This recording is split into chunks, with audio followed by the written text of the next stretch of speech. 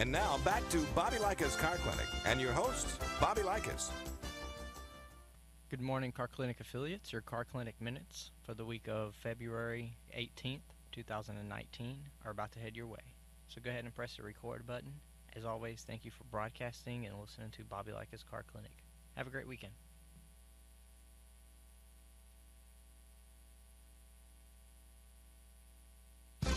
Hi, I'm Bobby Likis with today's Car Clinic Minute. Welcome to the lifestyles of the rich and famous.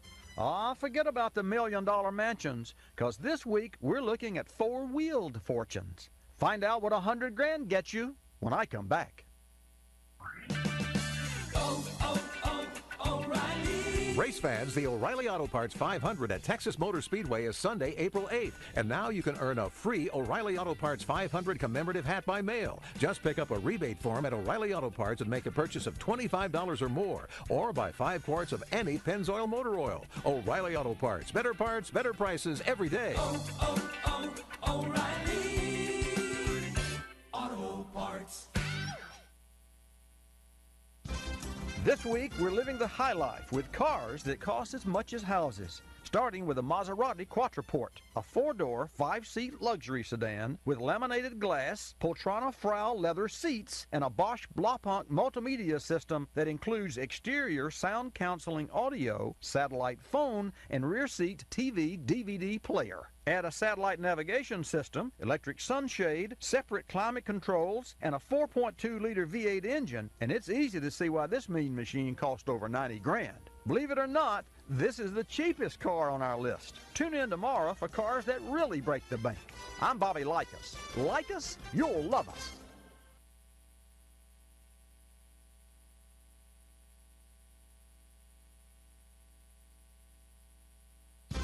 Hi, I'm Bobby Likis with another Car Clinic Minute. More may be the plaintive cry of turbocharged consumers, but it's also the voice of your vehicle's engine. When I come back, I'll tell you what the automotive beast wants more of. O'Reilly. Race fans, the O'Reilly Auto Parts 500 at Texas Motor Speedway is Sunday, April 8th. And now you can earn a free O'Reilly Auto Parts 500 commemorative hat by mail. Just pick up a rebate form at O'Reilly Auto Parts and make a purchase of $25 or more. Or buy 5 quarts of any Pennzoil motor oil. O'Reilly Auto Parts. Better prices every day. O'Reilly Auto Parts. Like consumers burn products and services and beg for more, so do vehicle engines burn gas and air and beg for more. And just like credit limits restrict buying power, so do limitations on number and size of cylinders reduce automotive power. Okay, so how do hungry engines get their power fix? Turbochargers. Here's how one works. Trapped exhaust air spins a turbine, which then turns an air pump, which compresses air. This squeezed air takes up less room, so more can be shoved into an engine's cylinders. When more air meets gas, kapow! More energy or horsepower is created. Thankfully, aftermarket turbochargers are readily available to feed the consumer beast. I'm Bobby Likis. Like us, you'll love us.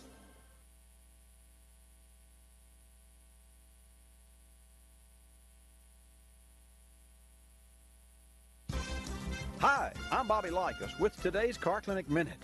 Now there's another reason to look forward to Friday, the favorite day of the work week and aptly named for the Roman goddess of love. When we come back, I'll tell you why Friday's an automotive sweetheart.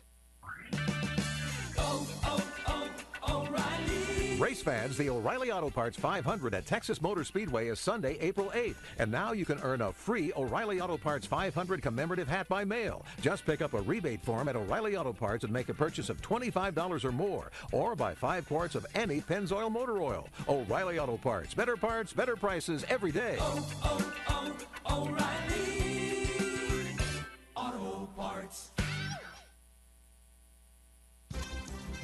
Fridays are best known for winding down the work week and gearing up the weekend. But before you turn to the open road, Friday's also the best day to head for your service shop. Most repair facilities are busiest Monday through Thursday, tending to cars that break, often of cumulative neglect over the previous weekend. With a big rush over, technicians tend to spend more time, are more thorough, and pay extra attention to detail on Fridays. With some elected pre-repair on Friday, you'll fall in love with Mondays all over again. TGIF. I'm Bobby Likis. Like us, you'll love us.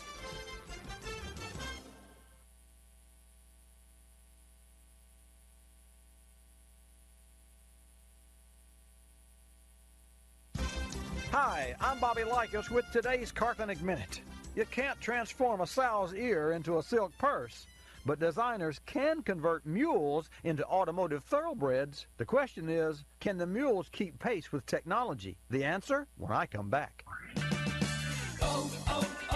O'Reilly. Race fans, the O'Reilly Auto Parts 500 at Texas Motor Speedway is Sunday, April 8th. And now you can earn a free O'Reilly Auto Parts 500 commemorative hat by mail. Just pick up a rebate form at O'Reilly Auto Parts and make a purchase of $25 or more. Or buy 5 quarts of any Pennzoil motor oil. O'Reilly Auto Parts, better prices every day. O'Reilly Auto Parts.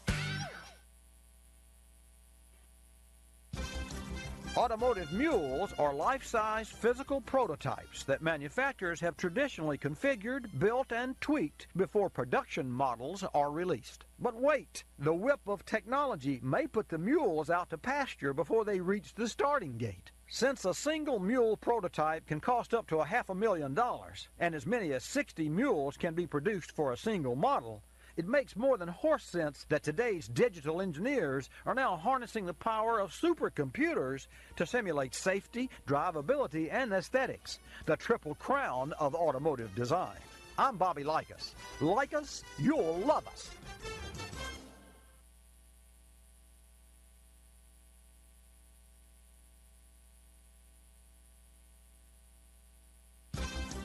Hi, I'm Bobby Likis with today's Car Clinic Minute. Making it to work on time may be hard, but the journey itself doesn't have to be. When I come back, I'll provide some commuting comforts that'll make your 5 o'clock horses easier to ride.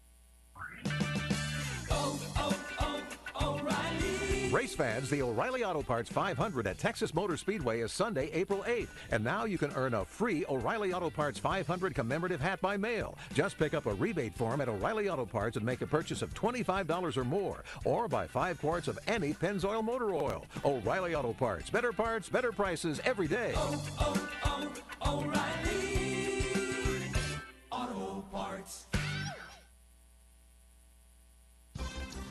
So what creature comforts do commuters crave in their automotive beast of burden? Per Edmunds.com, comfortable seats and well-designed cup holders make the ride in the saddle physically cozy, while in-dash CD players and wheel-mounted radio controls allow ample entertainment with minimal hassle. In-console PowerPoints and hands-free voice-activated phone systems make it easy for office-bound pilgrims to do a little business before they arrive. And since feeding the horses under your hood can take the gold right out of your saddlebags, good gas mileage can really make a difference between an old gray mare and a red-hot pony. I'm Bobby Likis. Like us, you'll love us.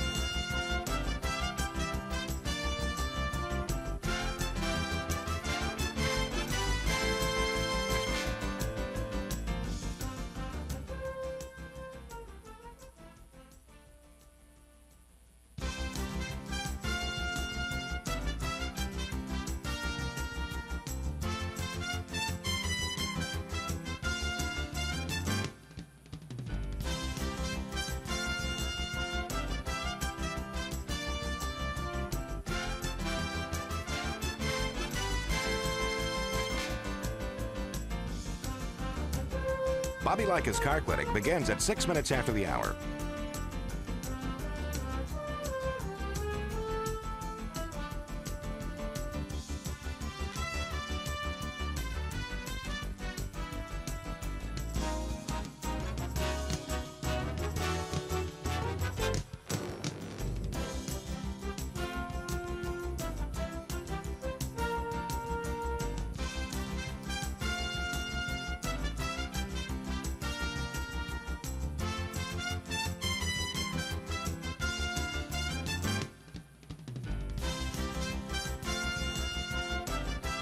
Bobby Likis Car Clinic begins at 6 minutes after the hour.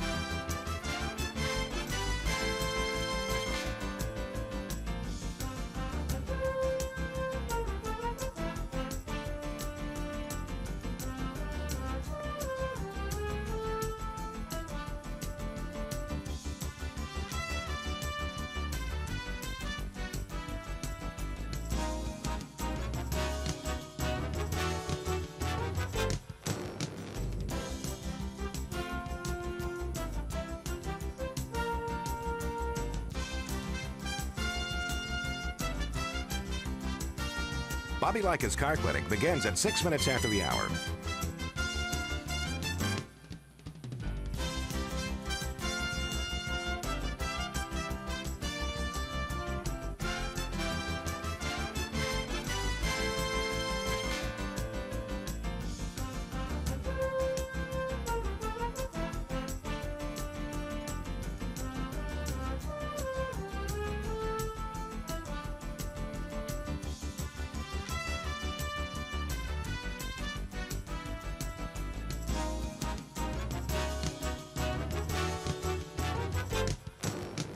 Bobby Likis Car Clinic begins at 6 minutes after the hour.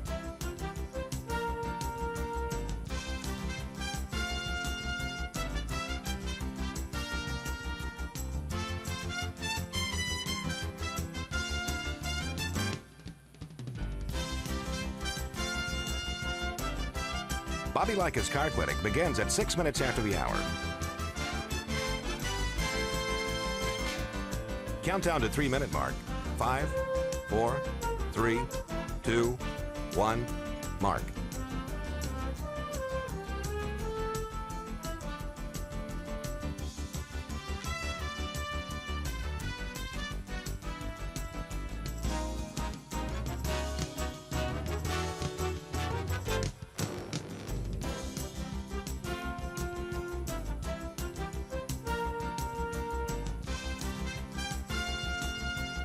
Bobby Likis Car Clinic begins at 6 minutes after the hour.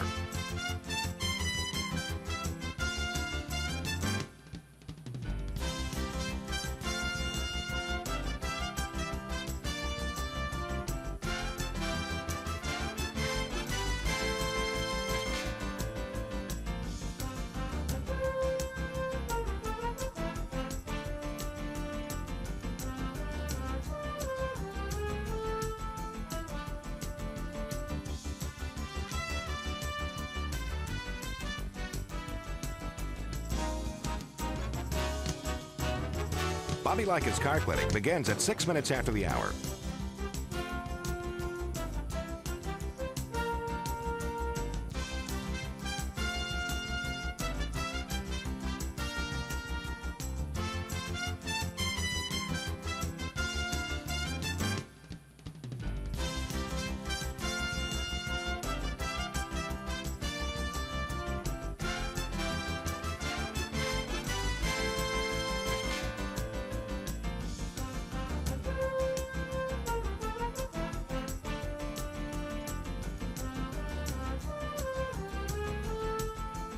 Bobby Likis Car Clinic begins at 6 minutes after the hour.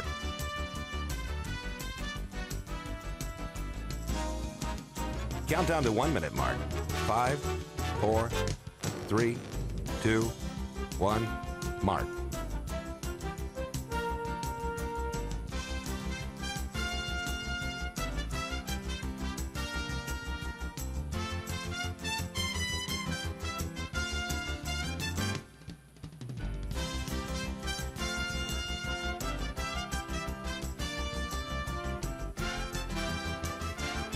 Countdown to 30-second mark. 5, 4, 3, 2, 1, mark.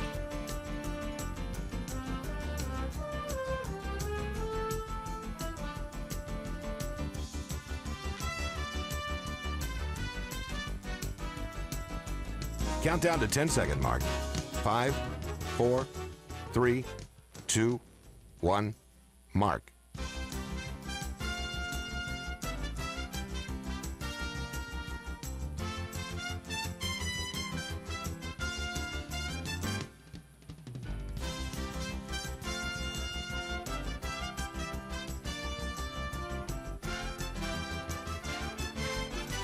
Welcome to Bobby Likis Car Clinic.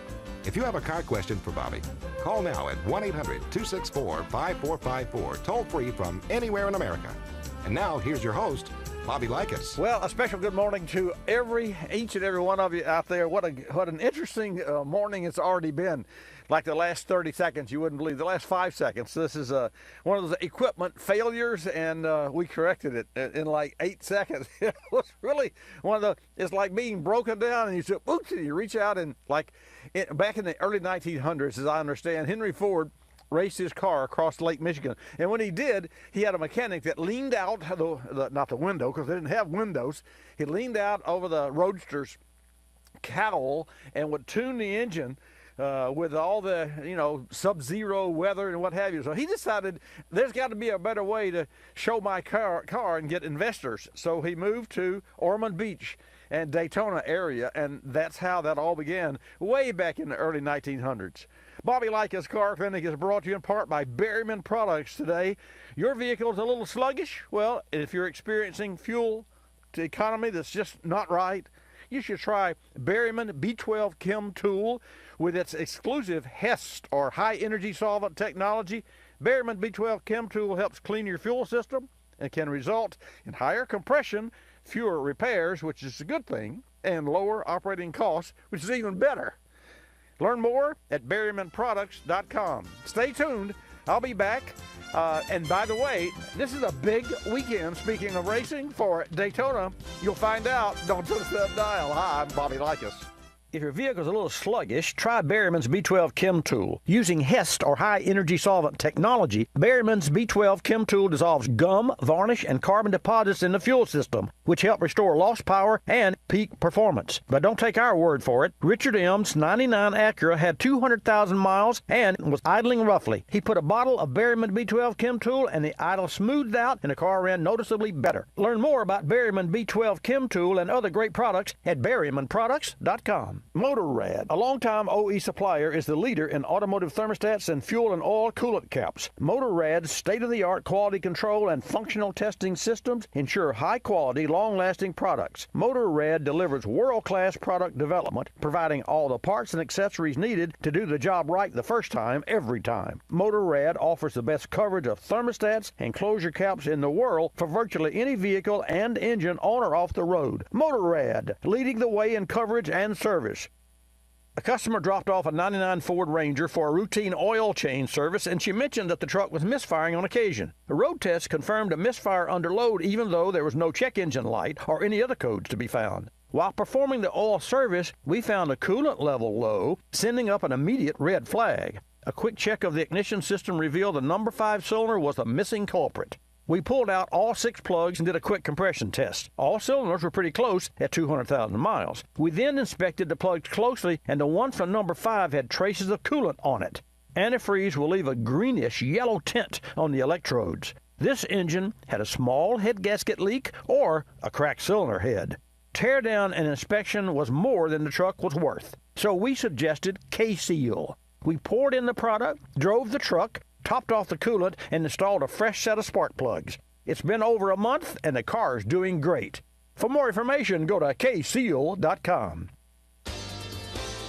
You're listening to Bobby Likis Car Clinic. Rosie Outfitters, I'm Tina. How can I help you? I'd like to place an order. Great. Which item? The cotton roll neck sweater, large. Okay. Periwinkle, Loden, or caramel? The caramel, please. The what? I'd like it in caramel. Oh, the caramel? Yeah, that's what I said, Tina. Actually, you said caramel when it's pronounced caramel. Can't we just call it yellow? No. Everyone knows the best part of a Milky Way. They just don't know how to say it. After all, it's our caramel. It's caramel. Ugh, that makes a Milky Way great. You start my morning, you stir in my soul, you warm my heart, make me feel whole. Your aroma calls me, starts my morning, happy morning. Your name is Folgers Mountain Grow. Now you're here, your aroma helps me wake, and the day is mine to take. The best part of waking up is Folgers in your cup.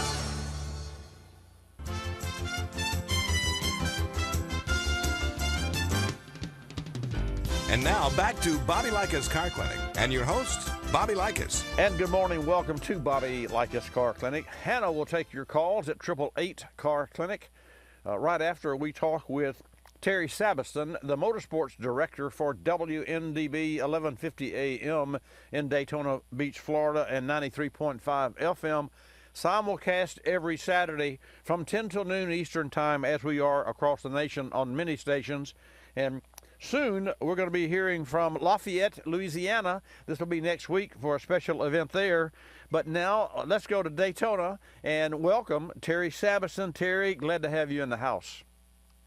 Oh, thanks a lot, Bobby. Great to be in the house. It's a beautiful day here at Daytona International Speedway. Well, paint us a picture.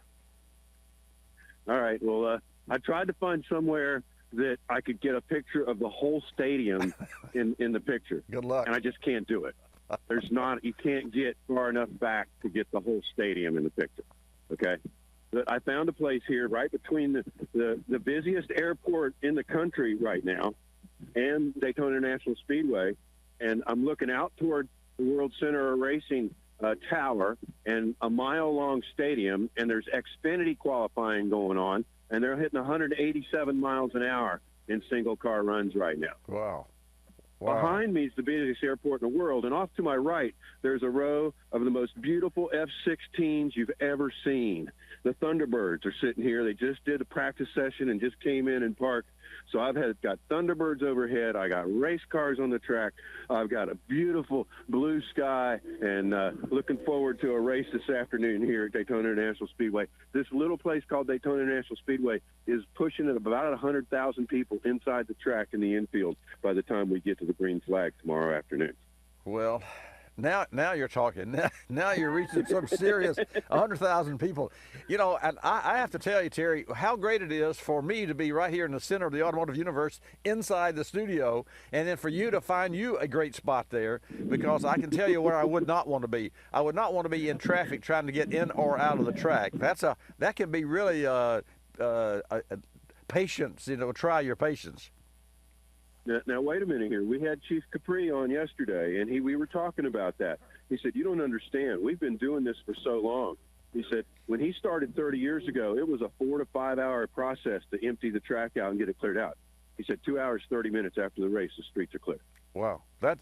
Well, I'm glad to hear that, because many years ago, I went to Daytona, and we were lined up just, I don't know how long to get in, and then we were lined up even longer to get to I-4? Yep. Yeah. Well, the infrastructure has improved, and they've built it bigger and better.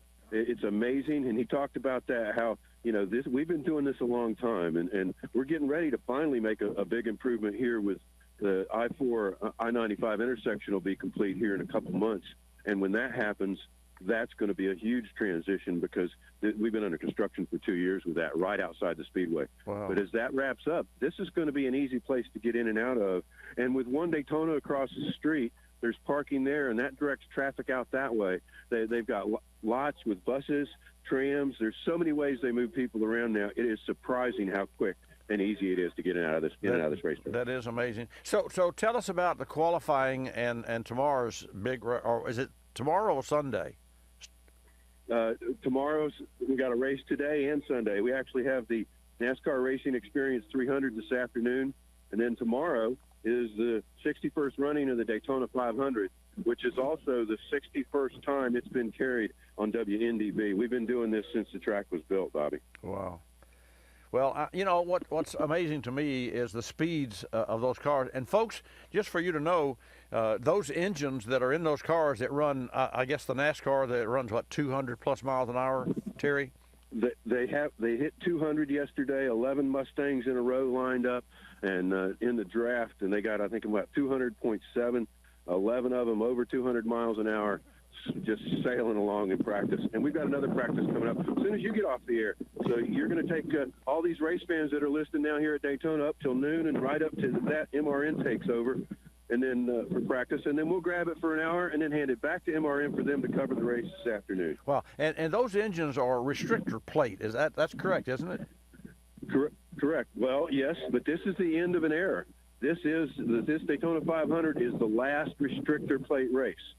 They're making changes, going to a tapered spacer and other aerodynamic changes, and so this is truly the last of over 30 years of restrictor plate racing. So when you say a tapered spacer, you mean a more aerodynamic for the inlet of the engine. And folks, the restrictor plate is nothing more than four, I think they're 29/32 of an inch, quarter size inlets, so that restricts the airflow and reduces the horsepower so the cars don't exceed such a mile per hour. It's all to slow the cars down, and yet they get faster every year. How does that work, Terry? It's known as finding those gray areas of the rule book that gives you that little bit of an advantage. Yeah, I hear you. So just give us a quick overview of the tapered sleeve.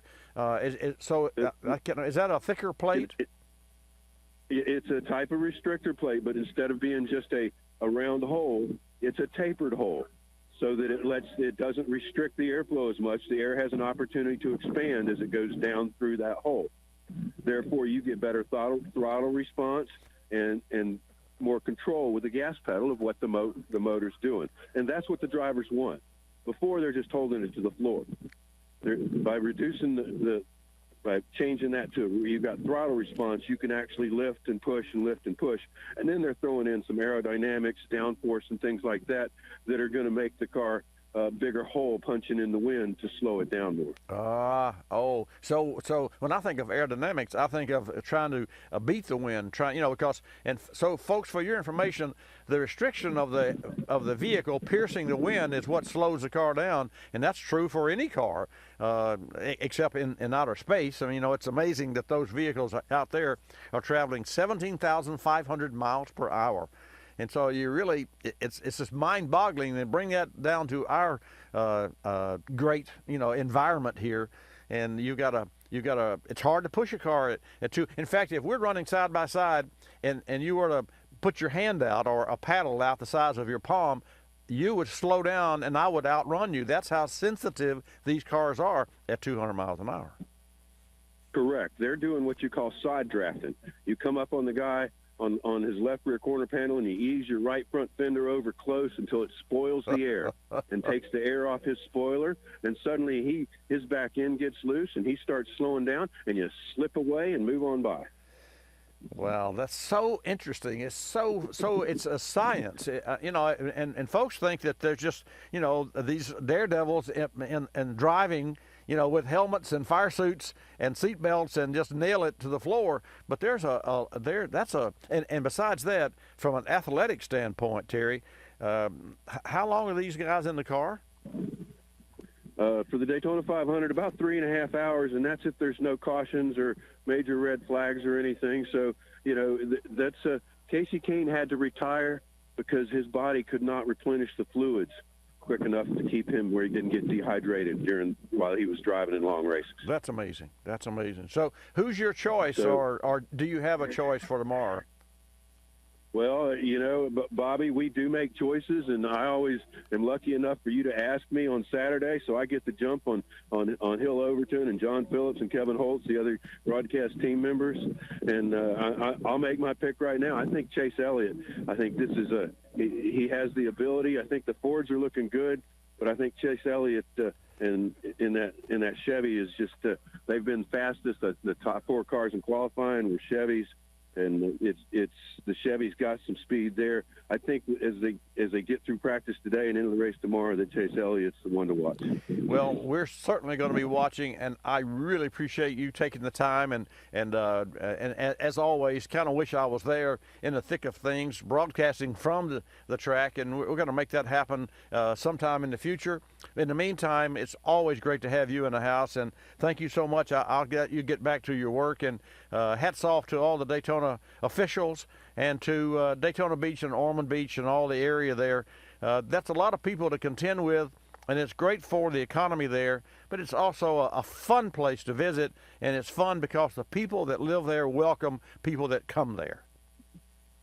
Oh, Daytona Beach is just it's a gem, and we're getting brighter and brighter all the time with the Speedway's investment, over $400 million on this side of the road, and then across the street with one Daytona. Wow. And, the growth here is awesome, and Southern Stone's part of that. We're moving into some new facilities in the next 6 months, so you'll have to come see us in a few months. I will do that. Terry, thanks so much for joining us on Bobby Likis Car Clinic today.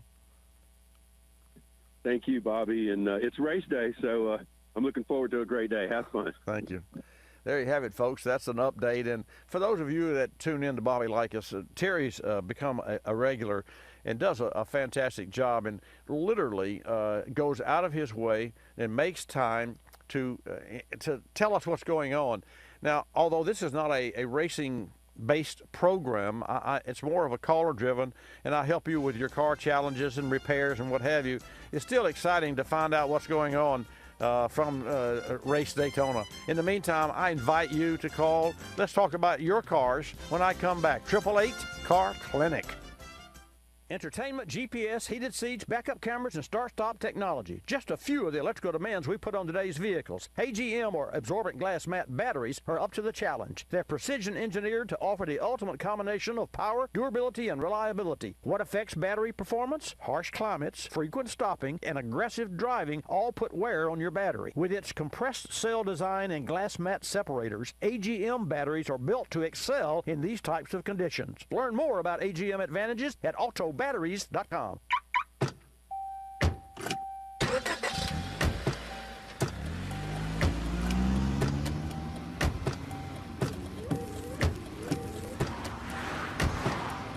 Driving has a rhythm all its own.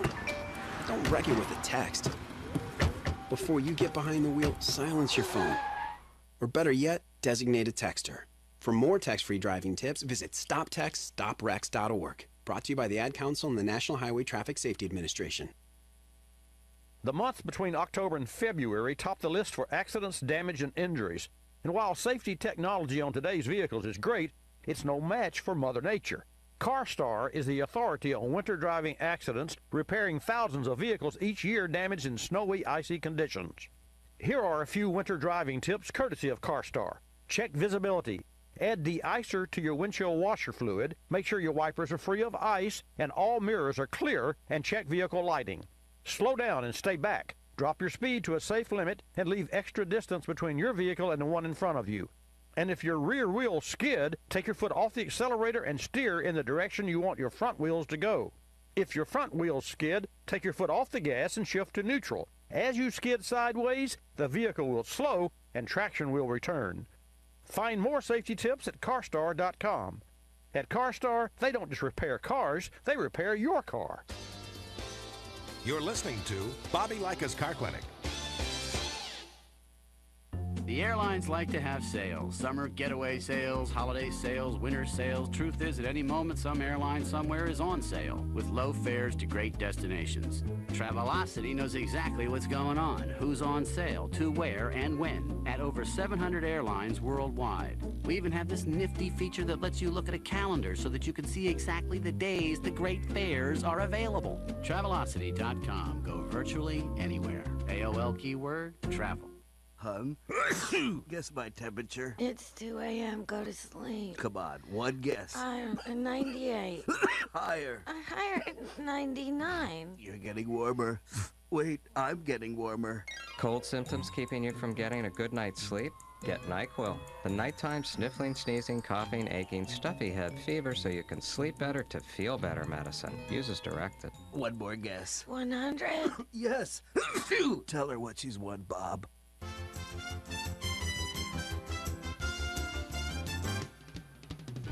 And now back to Bobby Likis Car Clinic and your host, Bobby Likis. And good morning again. Welcome to this edition and this segment of Bobby Likis Car Clinic. I'm shouting out today to all of our Car Clinic listeners, especially on station KPEL 96.5 FM in Lafayette, Louisiana. Lafayette, stay tuned next Saturday, February 23rd, when my guest will be Denise Lankos, co-chair of the Azalea Trail Committee of Scenic Lafayette. Check this out. Denise is going to tell us about a terrific event coming up on Saturday, March the 9th. It's called the Azalea Trail Bicycle and Classic Car Cruise, where participants will cruise through Lafayette and explore beautiful landscapes and historic landmarks. And if you live in Lafayette and you want to start planning your trail adventure, go to azaleatrail.org for all the details. And even if you don't live there, folks, you can love beautiful landscaping and you like classic cars like I do. Just tune in to Bobby Likis Car Clinic next Saturday, February the 23rd, and you may get some ideas from Denise for your community. You heard from Terry Sabiston in Daytona, what's going on there, and now our station in Lafayette, Louisiana, Denise Lankos is going to be calling in and tell me I mispronounced her name, but that's okay. It's all about the great Azalea Trail Bicycle and Classic Car Cruise, and I can assure you it's going to be one that's outstanding. So if you have an event in your community and you'd like to share that with us, or maybe if you'd like to plan an event, next week you can hear from this lady who is going to share with us information, and Denise will help you maybe plan yours. So tune in, Bobby Likis Car Clinic next week. In the meantime, I mentioned a couple of new features, or I was going to, on Tesla. It's called Dog Mode and Sentry Mode. Dog Mode and Sentry Mode. Dog Mode, check this out. Only Elon Musk could do this. Allows you to set the temperature, turn off your Tesla, and walk away from the locked car while your pooch is still inside and being cooled. The dog mode runs on the battery pack until such pack reaches 20% of charge, and then it doesn't shut down. It notifies the owner through the owner's app on his phone that, hey, your car's battery is getting low, but your dog is comfortable. The dog mode also displays a screen that reads, "My owner will be back soon. Don't worry. The heater," or air condition as it were, "is on and it's X degrees Fahrenheit." Now, is that cool? That's the dog mode. So what's the sentry mode? Well, the sentry mode continuously monitors the environment with built-in cameras. So if the Tesla is breached, for example, say someone breaks a window, the sentry activates the alarm system and more, and notifies the owner while cameras are rolling to capture the thief in action. So that's just some of the fantastic uses of the technology that the Tesla provides. And if Tesla has it, you can be assured that the manufacturer is going to do the same thing. Other manufacturers, whether it's Ford or GM or Mercedes-Benz, you name it, that will happen.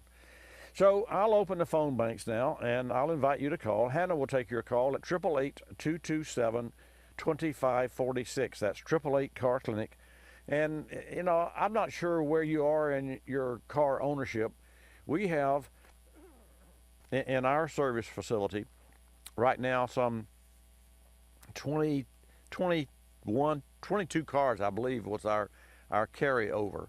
So we're carrying over 21 cars that will fill our week next week partially, plus the cars that come in. And we're really busy at this time of the year. We're scheduling specific services 2 weeks out. So if you have an issue with your automobile, make sure that you call, whether it's our shop or a shop across the nation.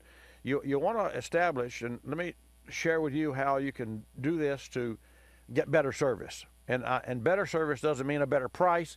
It just means that it's more enjoyable experience. Now, I'm not sure that's an oxymoron.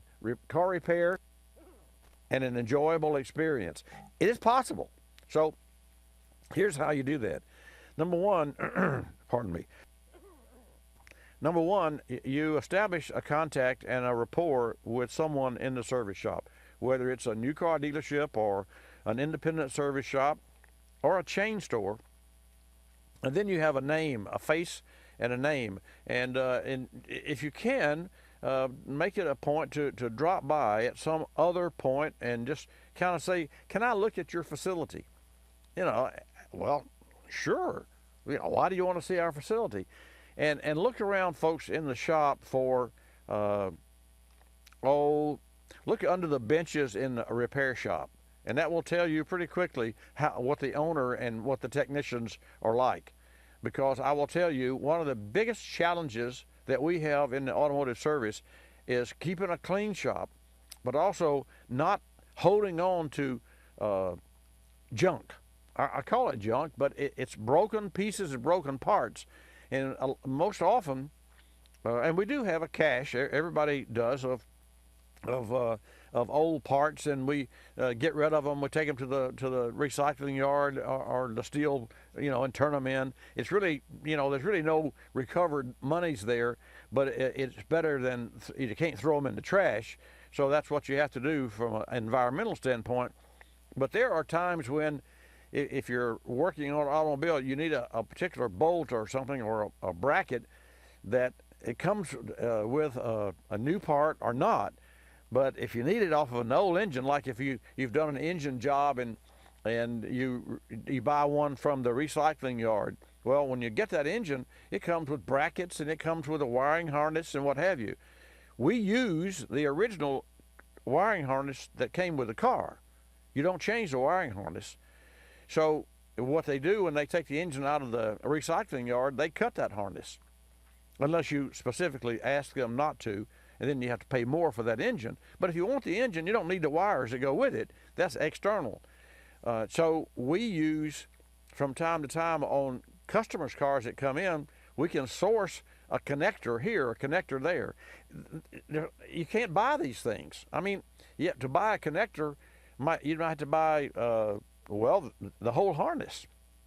And that's just not practical, and it's very expensive. And I'll give an example. We had a GMC truck in that had a headlight switch. And if you got a General Motors vehicle, 97, 8, 94, and somewhere in the late 90s, and the dash lights don't work, or the headlights flicker, you will find that the wires behind the headlight switch have melted. That is a common issue and a common problem. Those wires, there are 12 female spade connectors in one big massive plastic or Bakelite plug-in. Of those 12, most of those trucks use 11 of those contacts. There will be 3 of those wires that will burn. Unfortunately, they're all wrapped in a harness, so the wires that burn from overheat will damage the other nearby wires. So that by the time the shop gets it, you've got about 2.5 inches or 3 inches of burned wire just from 3 wires that are burned. And those wires come with a main harness. You have to take the whole dash out of the vehicle down to the firewall. So what are the options? Well, we found, because this was such a common issue, that one of the parts that we use from O'Reilly Auto Parts is supplied by Dorman.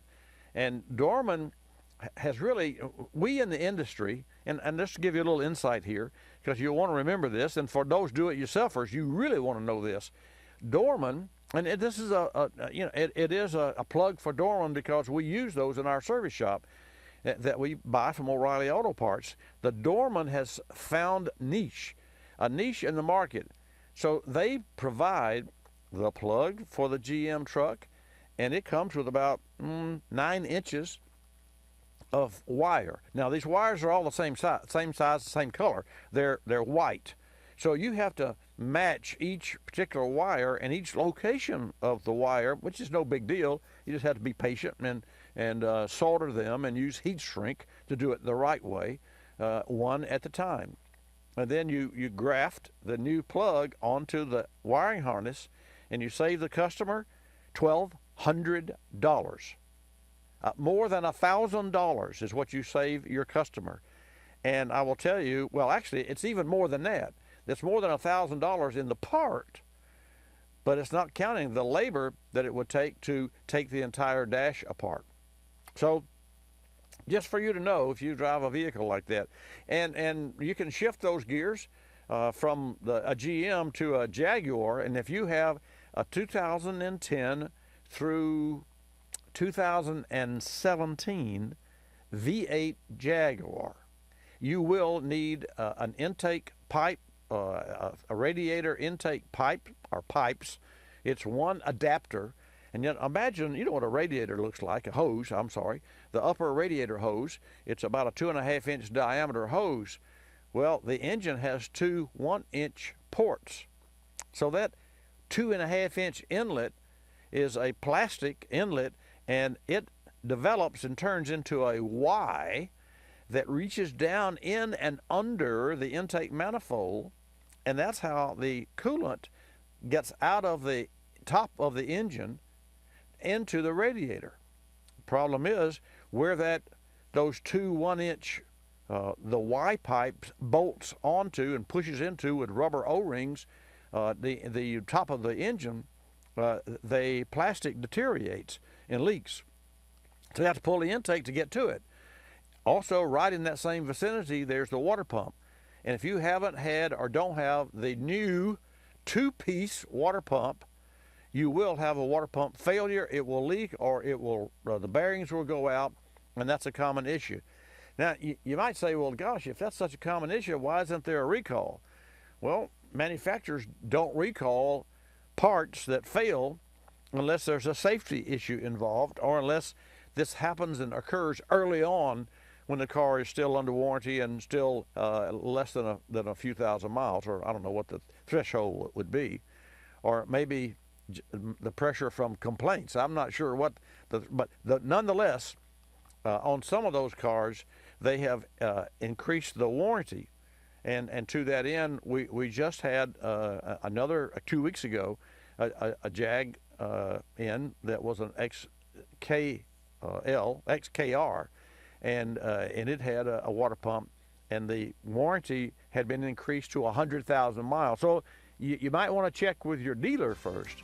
Anytime, if you have something that sounds like, well, this shouldn't happen so quickly. So always check with the dealer or check with Bobby Likis right here on Bobby Likis Car Connect. I got to go as a hard break, but don't touch that dial. I'll be back. We recently sat down with Kate Searlick, Global Product Management Lead with Johnson Controls. Kate talked about the advantages of Agm batteries, noting they outperform traditional flooded batteries when partially charged, a key benefit if your normal driving consists of shorter trips. Let's hear from Kate. Today's charging systems are not negatively affected by installing an Agm battery, and no modifications are needed for the alternator or the charging system. In fact, an Agm battery actually performs better when partially charged than a standard flooded battery. This means if you're not driving long enough distances to fully charge the battery, an Agm battery more efficiently performs and not consume additional power from the alternator. We were able to validate this in fleet testing we conducted in Las Vegas, where we witnessed Agm batteries providing up to twice the service life of a standard flooded battery. Agm batteries help meet the electrical demands put on today's vehicles, and Johnson Controls is the world's largest producer of automotive Agm batteries. Learn more at autobatteries.com. You're listening to Bobby Likis Car Clinic. Waking up can be a chore, but mornings knocking on my front door. Know just what I'll do. Put on a pot of Folgers brew. Mountain grown aroma hits the spot. Helps me give all that I got. An opportunity to start out smiling and happy. The best part of waking up is Folgers in your cup. I'm privileged to be involved with Capstone Adaptive Learning, formerly known as United Cerebral Palsy, for over 25 years. Since 1953, Capstone has provided quality care programs for persons with developmental disabilities like autism, cerebral palsy, Down syndrome, and intellectual disabilities. Dr. Sherry White with her team are dedicated to Capstone's clients, and 100% of your contributions stay local to serve those in this community. Go to capstoneadaptivelearning.org to see the difference Capstone makes. Technology moves at the speed of innovation, and today, that's lightning fast.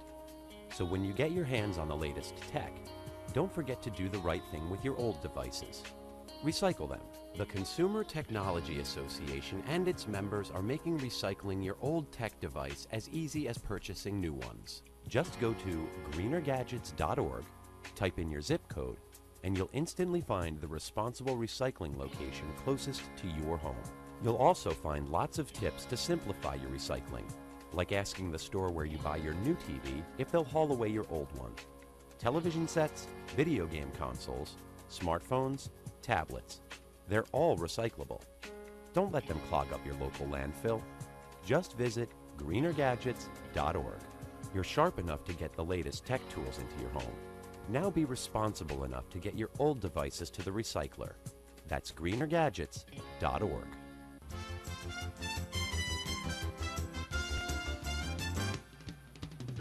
And now back to Bobby Likis Car Clinic and your host, Bobby Likis. And welcome back to this segment of Bobby Likis Car Clinic, brought to you by The Battery Shop on YouTube. Developed actually by Johnson Controls, The Battery Shop features DIY videos on battery installs, technical tips, and battery technology. It's a great resource for car battery information. That's The Battery Shop channel on YouTube. Just like Bobby Likis Car Clinic on YouTube every Saturday at Watch Bobby Live. And right here on your favorite local AM and or FM radio station across the nation. Hannah will take your call at 888-227-2546. Put you in a queue, and I will put you on the air. Let's look at gas prices.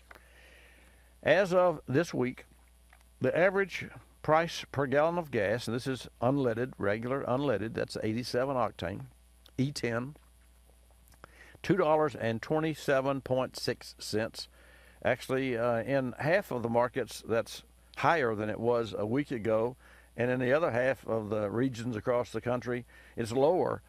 And in every market across the country or region, there are 9 regions altogether, the price of gasoline is less than it was this time last year. So it's really interesting to me at the fluctuations in gas price, and it's somewhat hard to keep up with. I use a government site, and I get this report every week, and the highest price in town, yeah, in your town, if you live on the West Coast, is $2.91. Hasn't been that long ago, it was $3.90, so that's $1 reduction, and it's 22 cents less than it was this time last year. So just for what it's worth, so why do you think gasoline prices are down? Supply and demand. Got to be. Really, I mean, that's the way it is.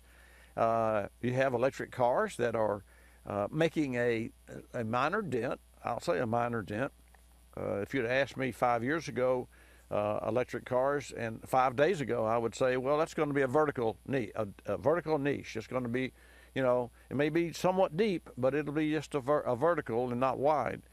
But with all of the manufacturers, getting into that arena, then it proves to me, or at least it certainly illustrates to me, what the future is going to bring. And I say that because my next car hopefully will be the same car that I have, but with better electronics. And my next car I'd want it to be a hybrid, which means I still want my V8, 380 horsepower V8 engine, and I get 26.7 miles per gallon at 79 miles per hour average. Fact, 26.7 at 79 miles per hour average. And it's a luxury four-door sedan. But I would love to have an auxiliary drive, an e-drive. And GM, about 4 years ago, came out with an e-drive for the Buick, but I have not heard much about that since then. What's an e-drive? An e-drive, well, think about this. If you could cruise down the highway at 75 miles an hour with light throttle, in level territory, you get the best gas mileage, okay?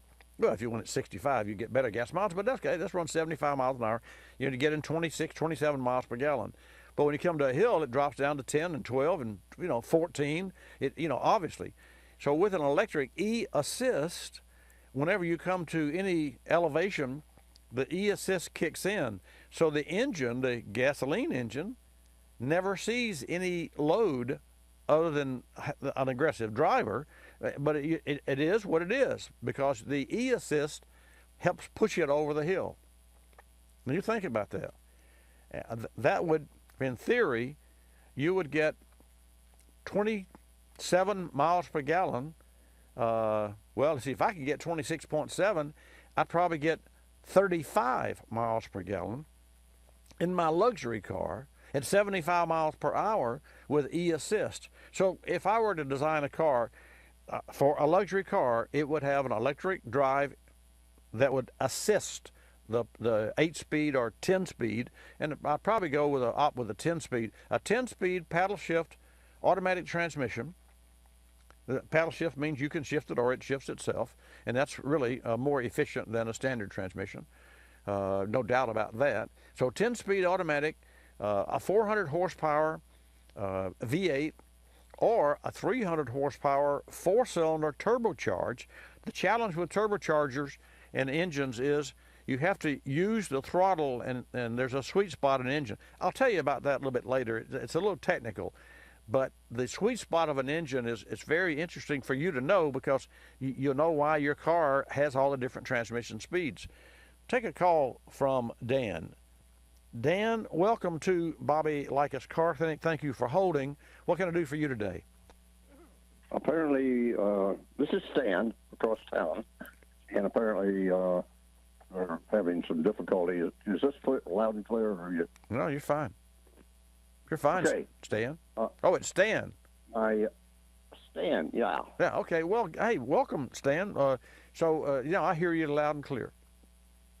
Okay, my question is my 2000s, you're talking about batteries a while this morning. Right. And I totally agree with your concept of that, why don't we store up some energy from braking and put it in a battery so when we need to go over a hill, it's there. Oh, absolutely. Absolutely. I think that's... And Stan, not to interrupt you, but from a small car standpoint, a 3-cylinder turbocharged diesel hybrid would deliver that magic 60, 70 miles per gallon that we think, everybody thinks that when you go to Europe and you drive one of those cars, they get 60 miles. That's really not the case at all. But they would deliver easy 50, 55 miles per gallon if we had a turbocharged 3-cylinder small diesel and an electric motor as well. That'd be a sophisticated vehicle, and it would be very expensive to repair. But I will tell you, that would be a whale of an automobile. What do you think about that? I think that you're on the right track, and we have done just so much in increasing the sophistication, and look how many computers are on to do driver assist. But now, what if we were to focus that same amount, like you said, the Buicks with their additional power? That's fantastic stuff. And thinking about that, I've got just over 3 years on my 16 CX-5, and I'm thinking, okay, well, Bobby says 3 to 5 years I ought to start paying attention to the battery. Oh, yeah. Number one is the load test done every 6 months or so the best predictor of battery failure? Well, we don't load test batteries any longer. You remember before we had that deep pile where you turn the knob, and folks, what Stan's talking about is where you secure a pair of heavy-duty jumper cables, and you've got a box that gives you, if you can think of one of those sci-fi movies where you turn up the voltage and you're torturing someone. Well, we can create. That's what we do. We create in that, what you're talking about, Stan. We create a load, which is a short on the battery, because you're putting that, you're taking the voltage from the battery and drawing it into a pile, a carbon pile, and that loads the battery just like if you had a starter motor and you continue. And you know, I'll to that end, now you really piqued my interest here with regard to batteries, because on autobatteries.com you can go and learn, and also the YouTube channel, you can check out how to test a battery. But getting back to your statement, we use, and this was for me a revelation some years ago, it's a computer the size of a liter. No, it's the size of half the size of a carton of cigarettes, and you hold it in your hand, and you literally hook two small, 18 gauge alligator clips, positive and negative, and then you turn the headlights on for X time. Then you crank the car, and it checks the pulse of the alternator. It checks the charging system. It checks the load capacity of the battery, and it gives you all the information that we used to use to drain the battery.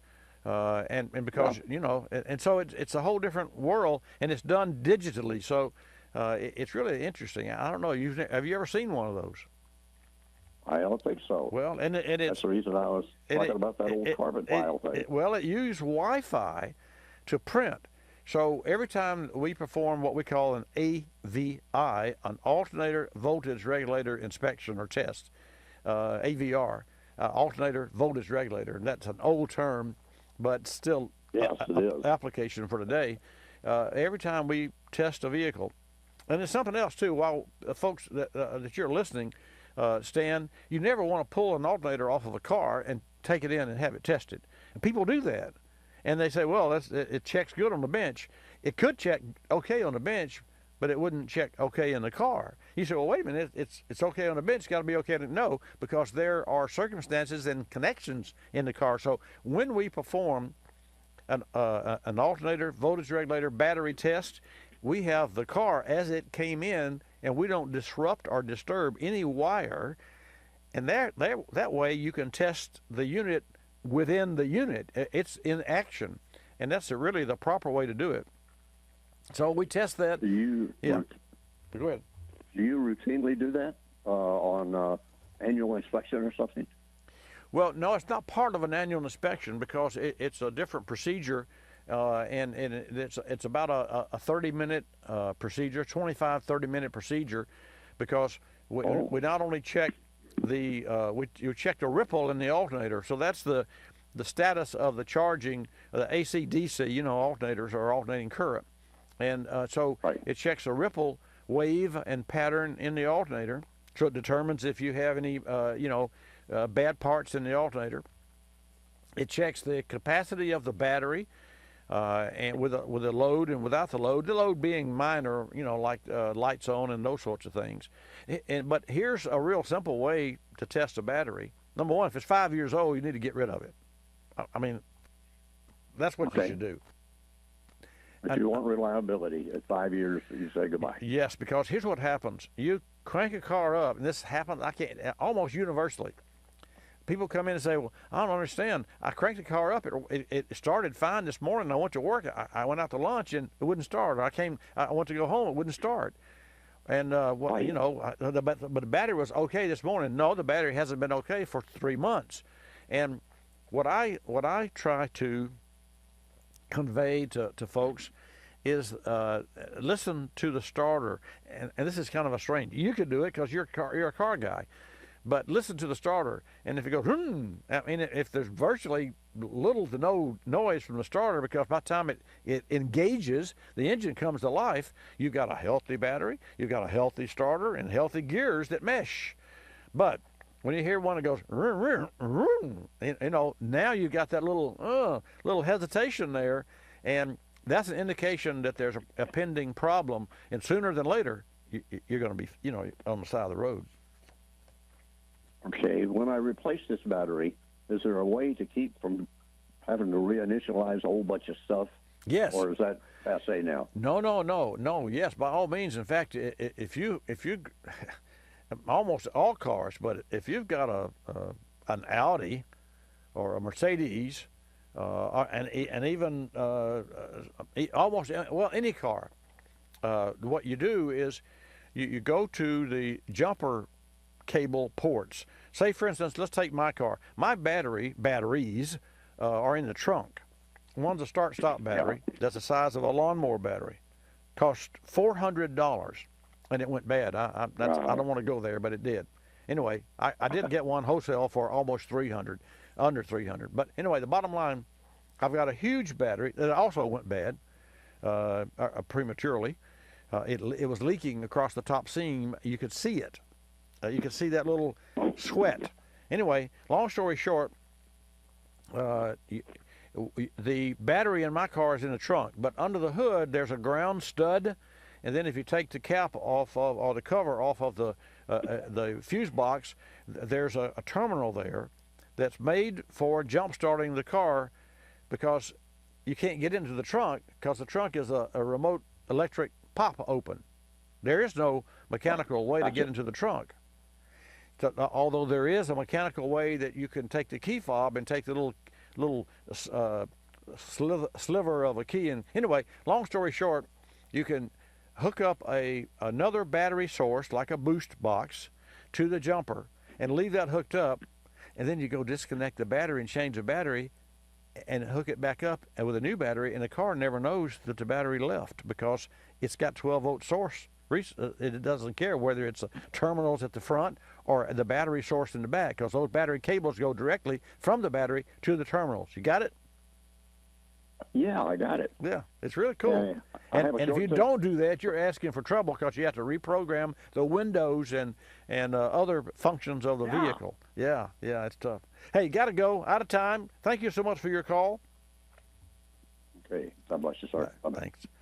And folks, thank you for tuning in. There's another great hour coming up, and we're going to hear some great information from a gentleman in Michigan that's up there and where they make these cars. Well, they're made almost everywhere now. But you give us a call at 888 Car Clinic when I come back. In the meantime, thanks for tuning in this hour of Bobby Likis Car Clinic. I'm Bobby Likis. Like us, you'll love us.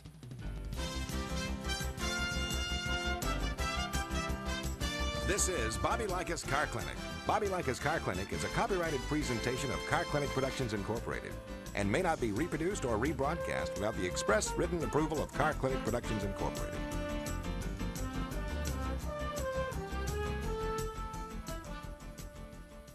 Winter is an especially important time to be car care aware. Here are a few suggestions courtesy of the Car Care Council. Days are shorter, so make sure interior and exterior lights are working properly. Best way to warm your engine? Drive gently at the start. Double check your emergency kit, and don't forget your ice scraper and snow brush. For more great tips, visit carcare.org. And while you're there, order your free copy of the Car Care Guide for your glove box. That's carcare.org. Berryman's B12 Chem Tool features HEST, or High Energy Solvent Technology. Using a combination of stronger solvents, HEST technology helps maximize one-tank cleanup of intake valves, fuel injectors, carburetors, and combustion chambers. But don't take our word for it. According to Stephen B., Berryman products have been part of my automotive care and maintenance program since 1996. From additives and cleaners to sealants, Berryman products are a must for any gearhead and automotive enthusiast. Learn more about Berryman B12 Chem Tool and other great products at berrymanproducts.com. You're listening to Bobby Likis Car Clinic. If you're familiar with the Kulsiford section of the newspaper, you probably understand this message quite well. You see, in the Kulsiford section, everything gets abbreviated. Consonants, vowels, prepositional phrases, the very building blocks of our language are thrown right out the window. And that makes it difficult when you're trying to sell your car. You've got a limited amount of space to work with, and by the time you abbreviate the description of your car down to a couple of fragmented sentences, it sounds less like a car and more like a Buick Lucerne with sniffed like new condition Le Mans. No wonder more people are selling their cars through eBay Motors. They can post unlimited text and photo descriptions, and with a nationwide marketplace, they're likely to sell it for more. Plus, both parties can be covered by eBay's vehicle protection program. Buyers are happy, sellers are happy, and no one's abbreviating. eBay Motors, a better way to sell your car.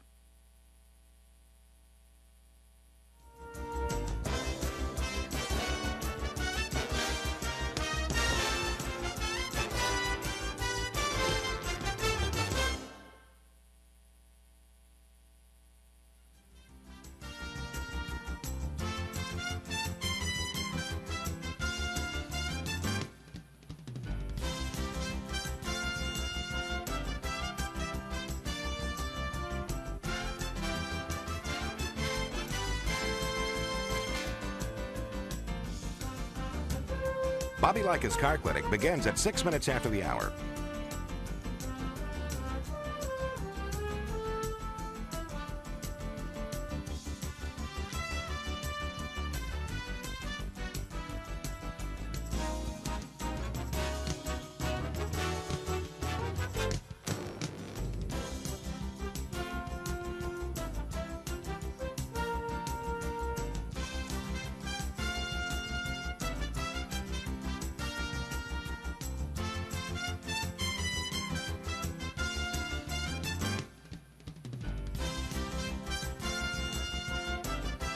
Bobby Likis Car Clinic begins at 6 minutes after the hour.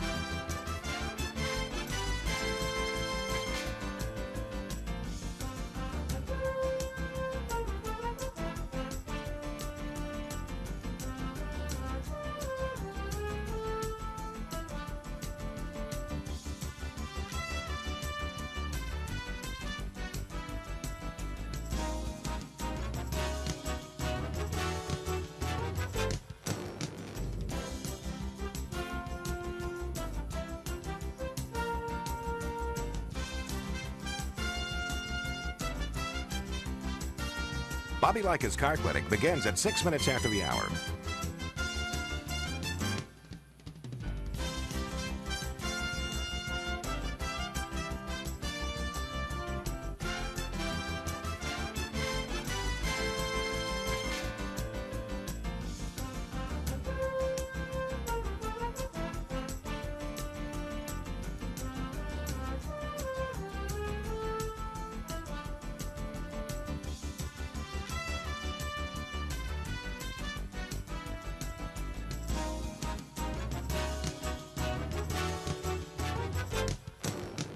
Bobby Likis Car Clinic begins at 6 minutes after the hour.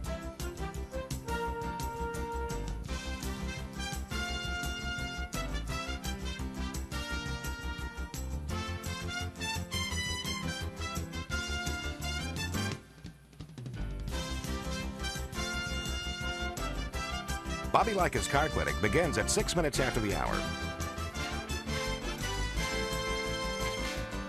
Countdown to 3-minute mark. 5, 4, 3, 2, 1, mark.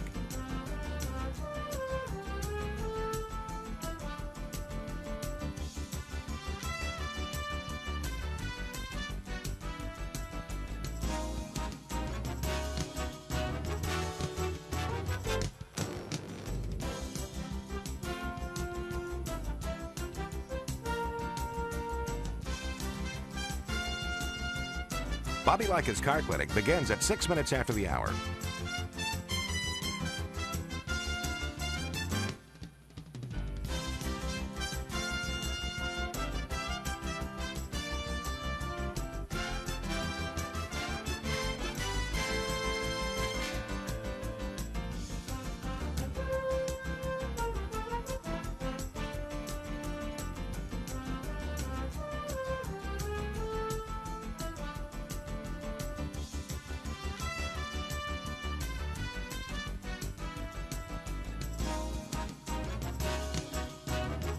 Bobby Likis Car Clinic begins at 6 minutes after the hour.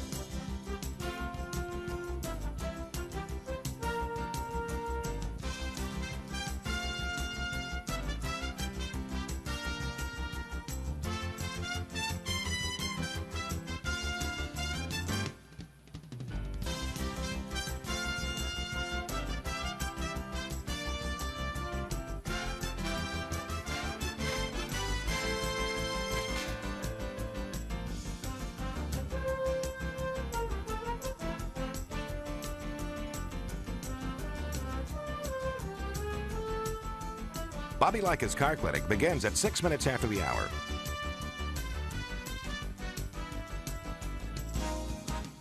Countdown to 1-minute mark. 5, 4, 3, 2, 1, mark.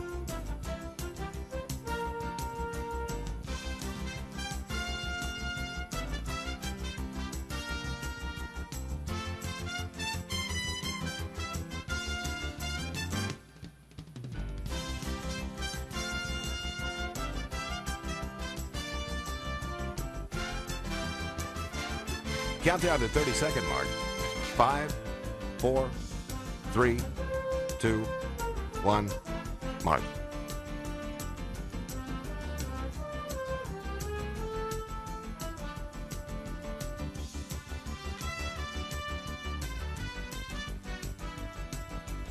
Count down to 10-second mark. 5, 4, 3, 2, 1, mark.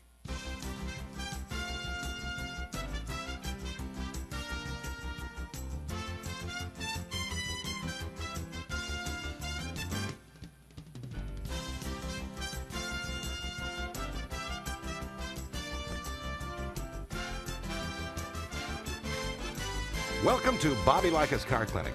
If you have a car question for Bobby, call now at 1-800-264-5454, toll free from anywhere in America. And now, here's your host, Bobby Likis. And good morning, folks. Welcome to this hour of Bobby Likis Car Clinic. Glad to have you join me today. If you'd like to chime in, just be my guest, literally, at 888 Car Clinic. That's 888-227-2546. The 800 number still works, but the 888's easier for you to remember. Bobby Likis Car Clinic is brought to you in part by K-Seal, the one-step permanent multi-purpose system for coolant leak repair, including head gaskets, engine blocks, water pumps, and radiators.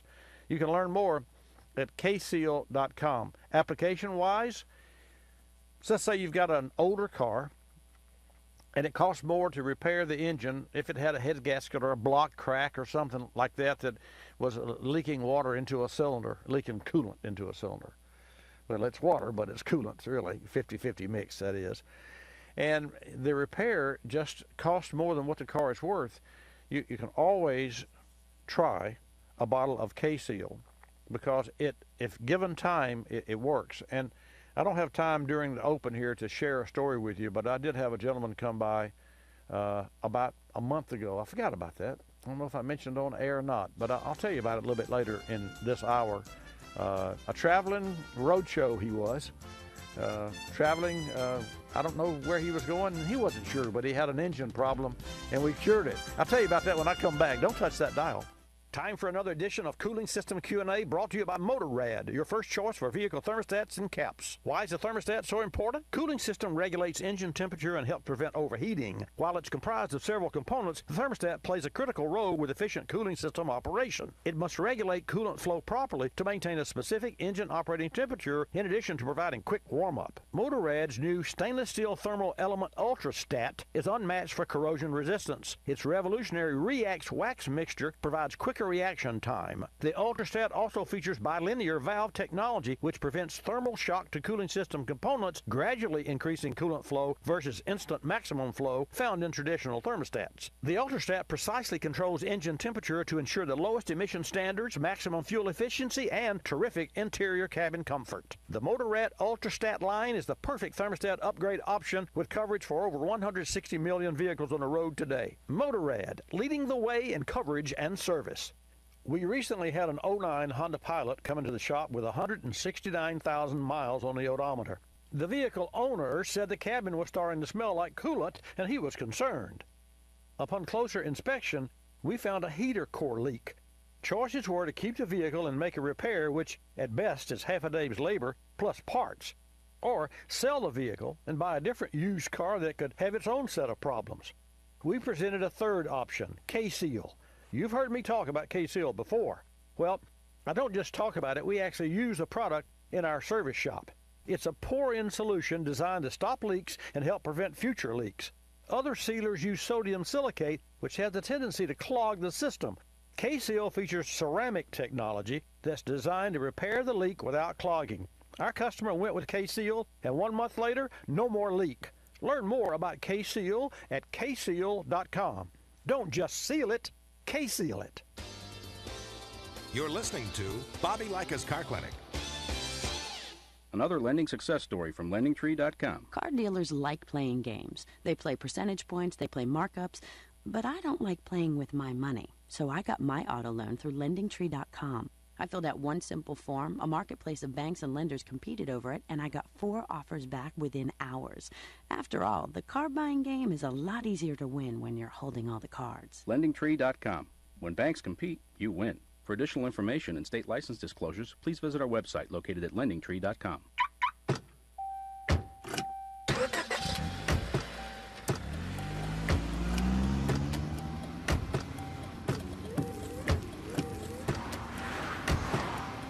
Driving has a rhythm all its own. Don't wreck it with a text. Before you get behind the wheel, silence your phone. Or better yet, designate a texter. For more text-free driving tips, visit stoptextstoprex.org. Brought to you by the Ad Council and the National Highway Traffic Safety Administration.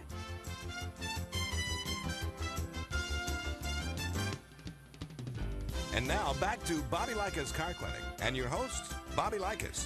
Okay, let's get started with today's broadcast this hour. I'm Bobby Likis. Just consider me your personal car consultant. If you have a car question, call me at 888 Car Clinic, and we'll talk about your issues. Or if you have a great shop that's provided a great service for you, and you want to, promote that shop or at least thank that shop on national radio, then by all means, sign me up. I also have a question from a Watch Bobby Live listener and a viewer. And also, she happens to be our car clinic service comptroller, Jan Furr. If you remember, those of you who've listened to this program for a long time, Jan came in on Saturdays and was our screener for years and years and years, and now she wanted Saturdays off with her family. But what's she doing today? She's tuned in to Watch Bobby Live. Jan, what are you doing? Well, I thought you were going to take off. Anyway, she asked me to explain to you a little bit about the GDI carbon issue versus the regular port injection. And there's a reason that she's asking that question. I won't go into that right now, but Jan, you stay tuned, and folks, I will come back to that. I see that John and Jim are in the queue.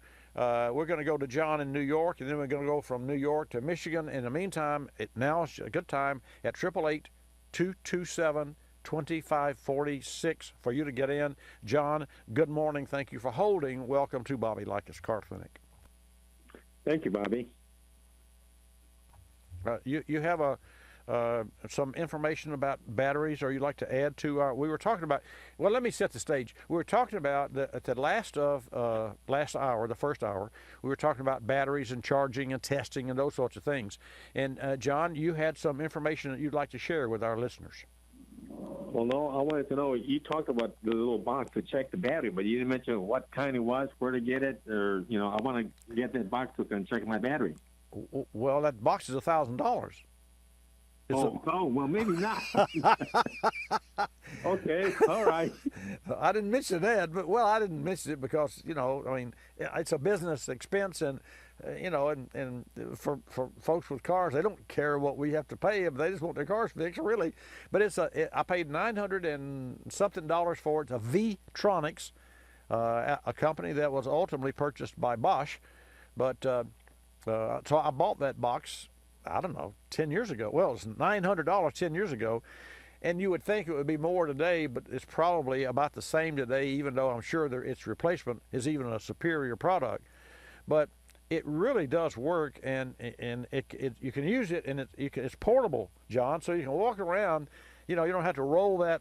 As Stan and I were talking, if you heard me, obviously you did, the old carbon pile loader, it was on a stand, and you had to roll it over to the car and hook the cables up, and you couldn't touch that thing. You cranked it up, and it was like I said, like a sci-fi movie. You crank up that voltage.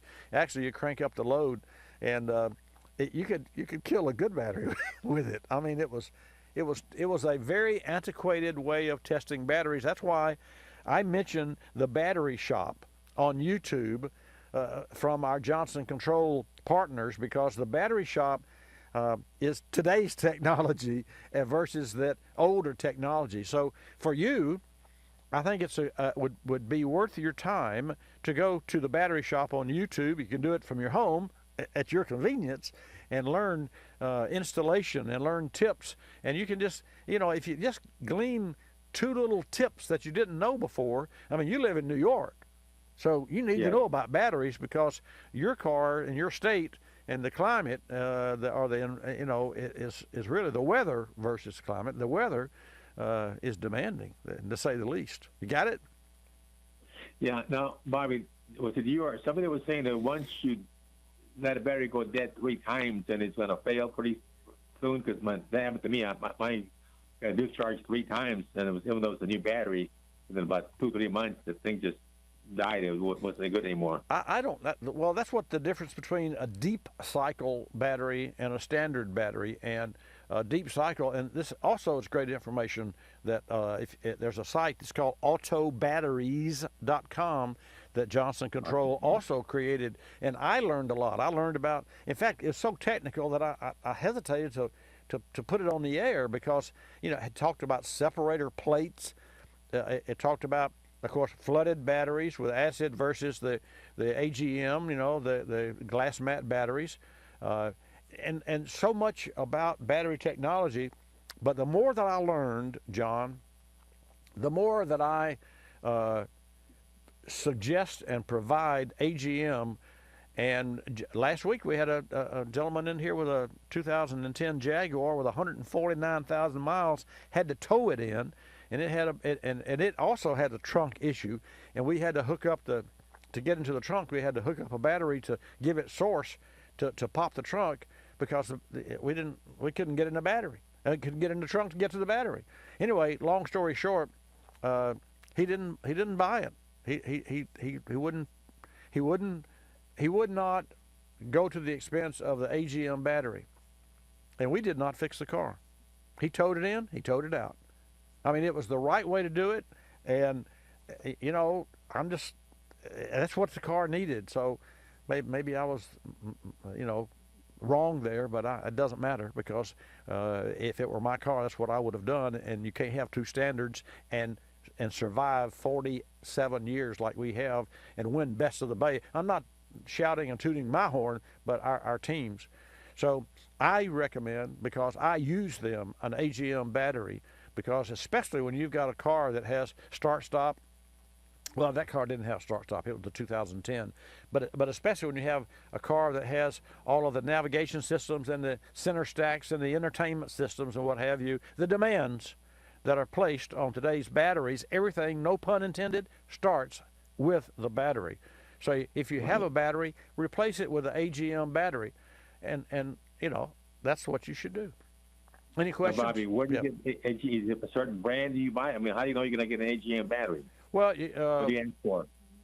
Well, you go to autobatteries.com and you can find out where and what and how and you know. Oh, okay. You can buy those you know, all of your. I mean, my Viper was a 2001, but I put an AGM battery in it after the first 3 years, I think it was. Yeah, I had an issue with it, and mainly because I didn't drive it very often.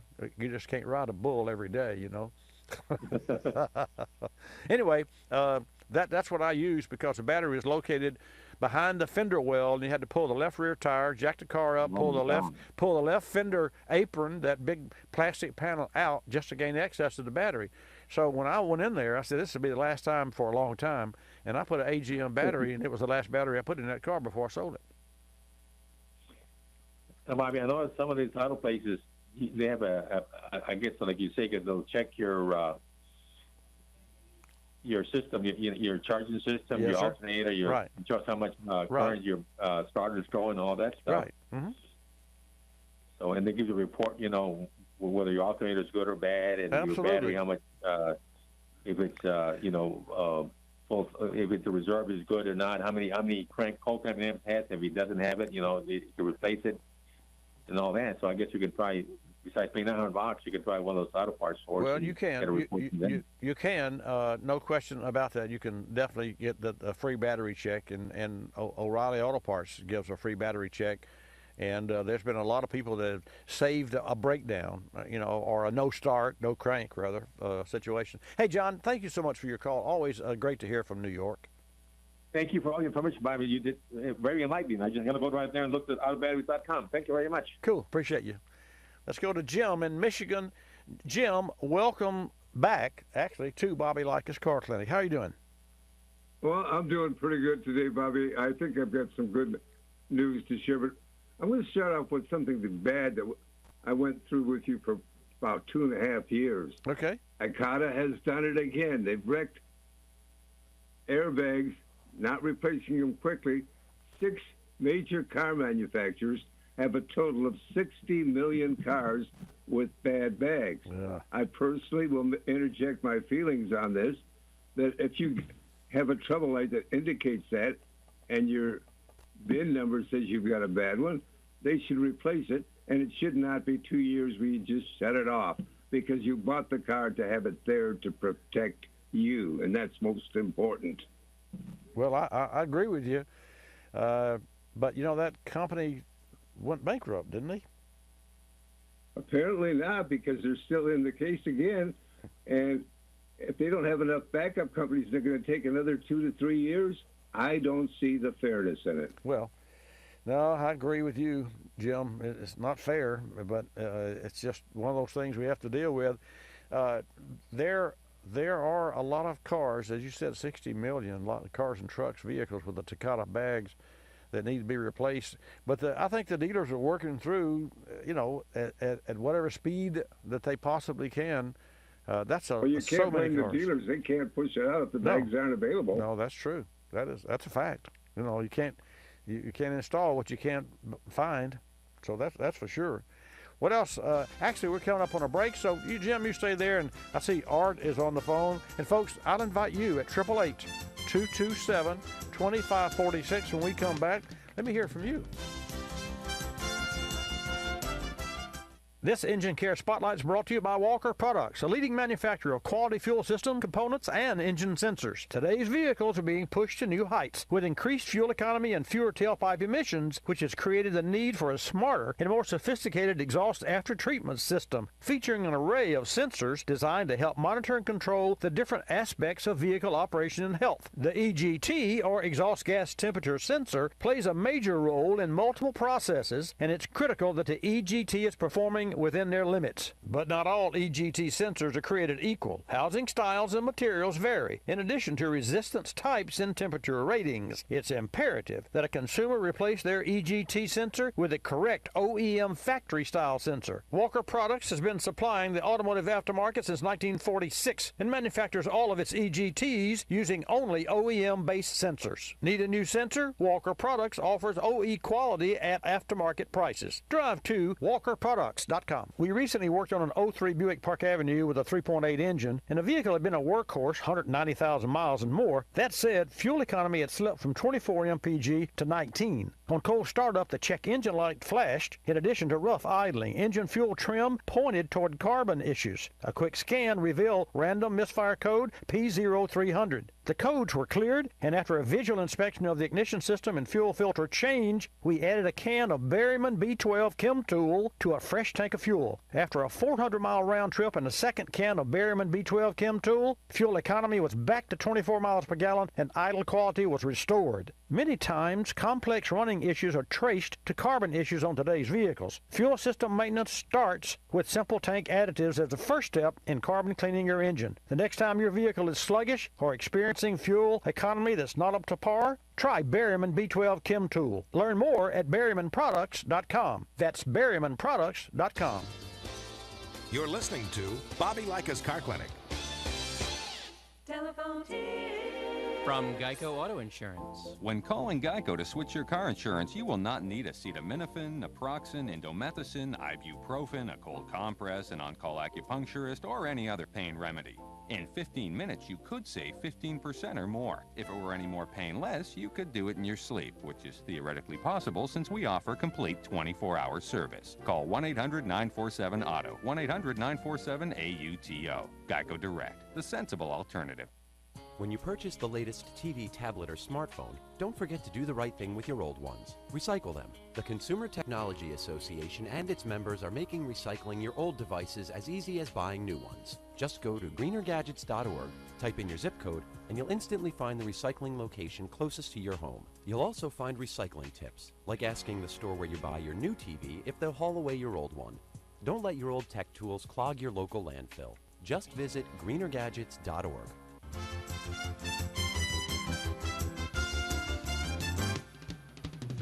And now back to Bobby Likis Car Clinic and your host, Bobby Likis. And welcome back to Bobby Likis Car Clinic, brought to you in part by O'Reilly Auto Parts, where you're guaranteed to get the low price every day on the parts you need. O'Reilly Auto Parts will match any local auto parts store's price on any like item. O'Reilly Auto Parts has the parts you need at guaranteed low prices. O'Reilly Auto Parts. Better parts, better prices every day. Jim, back to you in Michigan. What's up with about the new trucks? You have a topic that you want to share with us. We have new electric trucks that are coming out, Bobby, and in 221 they should be capable of 200 miles on an electric charge, and there's going to be an SUV offered with the same size with the same capability. So it means electric cars are coming to maybe a fuller market, and let's hope people can feel safe with them. Now, that doesn't mean you have to start an autonomous use of an electric car, but it's showed by GM lately that the electric cars that they're creating to autonomous driving are having less problems, and they're motivating closer to the goal of putting you and I behind the wheel of an autonomous car. I agree. And to that end, recently, on the other side, I recently purchased a replacement smart car for my wife.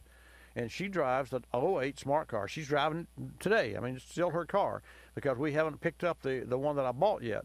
I did not buy a new smart car that was an EV because, and for this, I don't know why Mercedes-Benz decided to do this, but it swayed me back to a turbocharged 3-cylinder engine versus the EV.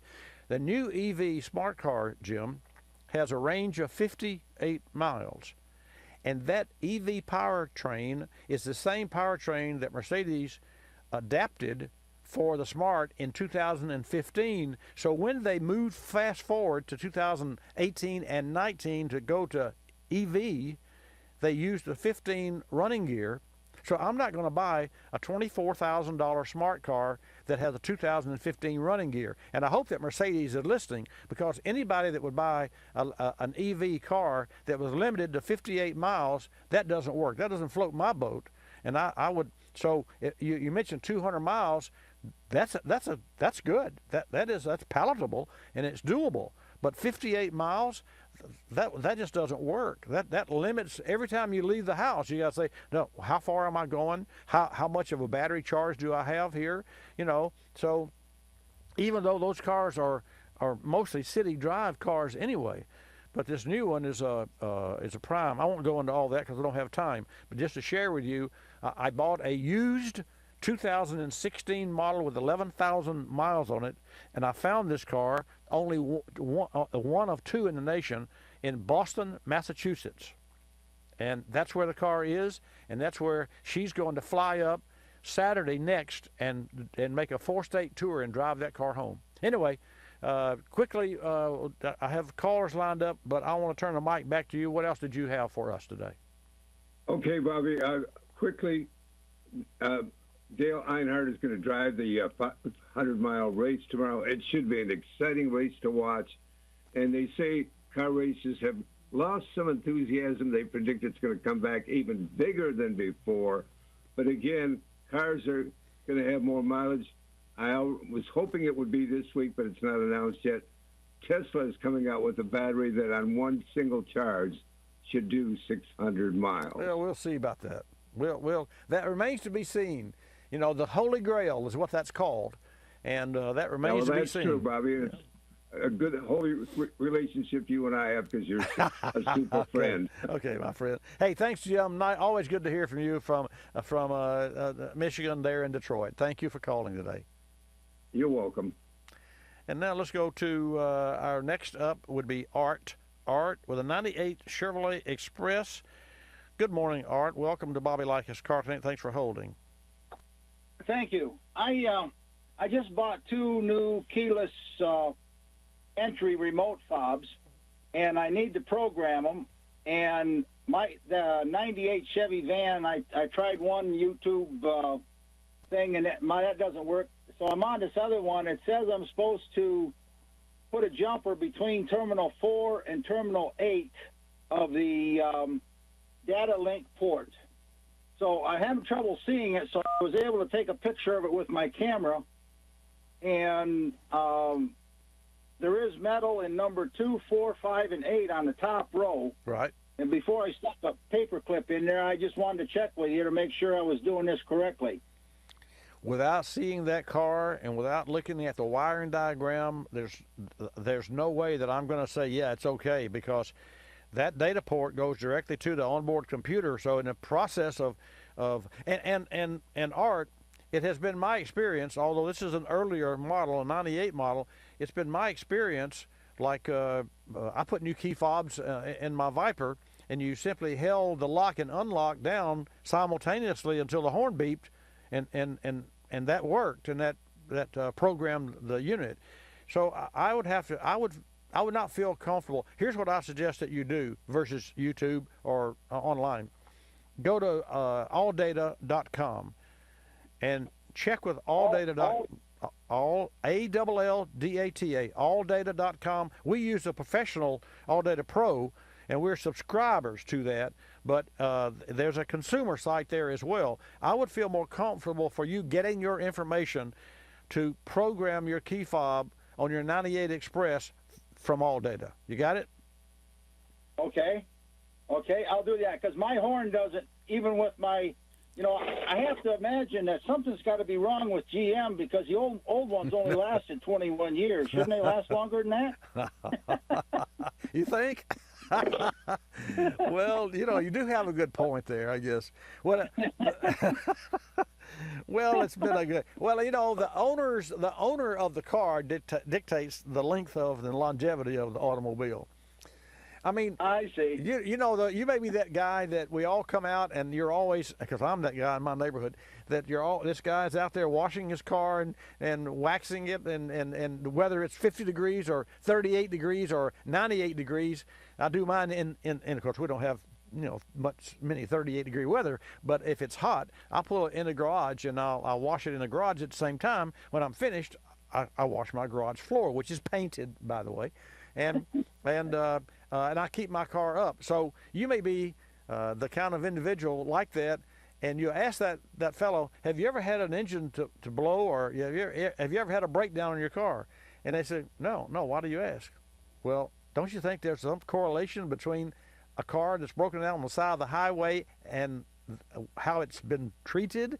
Like this Jag that I just mentioned last week, 2010, with 150,000 miles on it, was towed in, and it was towed out as well. Hey, Art, thank you so much for your call. Always great to hear from you. Yeah, I just turned over 230,000. I'm hoping to maybe get 400,000 out of this. Well, I don't know if I will or not. Well, I was coming back. I was volunteering in the hurricane area here in Florida, and on my way back, it turned over 230,000. Well, congratulations. Thank you for volunteering.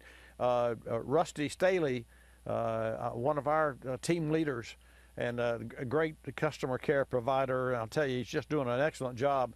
Actually, got monies from a non-for-profit and bought water and delivered water, 2 trailer loads to Mexico Beach about 2 months ago. Yeah. So he did that on a Saturday. It was his only day off, and he did that.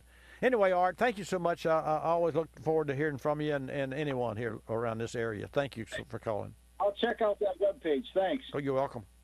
Let's go to New York and get a question from Bob. And your question at 888-227-2546. And then I'm going to explain to you the difference between a GDI, gasoline direct injection carbon issue, and port injection. It's important that you know this because your car is probably GDI equipped. But in the meantime, Bob, welcome to Bobby Likis Car Clinic. Hey, good morning. How are you this morning, Bob? I'm terrific. I'm running out of time here, but I'm okay. I'm good. I'll be quick. That's okay. I got a 2018 Ford Focus. I just got it, and it's got this one feature that I'm not very pleased with. Okay. It's automatic on and off when you pull up to a stop sign. Start stop. Oh yeah. Yeah. Well, I have the same thing on my. Yeah, I have the same thing on my car, and I don't like it. Yeah, I turn it off every time I get in. I do too. Occasionally, I forget about it. But my question is, how much wear and tear does that put on the starter and the ignition system? When I forget it, I mean, and it cranks the engine. Every time I take my foot off the brake. So I'm pretty good at turning it off, but I'm concerned about the amount of wear if I forget to? The vehicle was designed specifically using a very powerful start-stop battery, so that's not going to be and has not been an issue with any of those cars. My car was the first Jaguar to have that start-stop. It is a 2013. I seriously don't like it, and I'm in the same boat as you.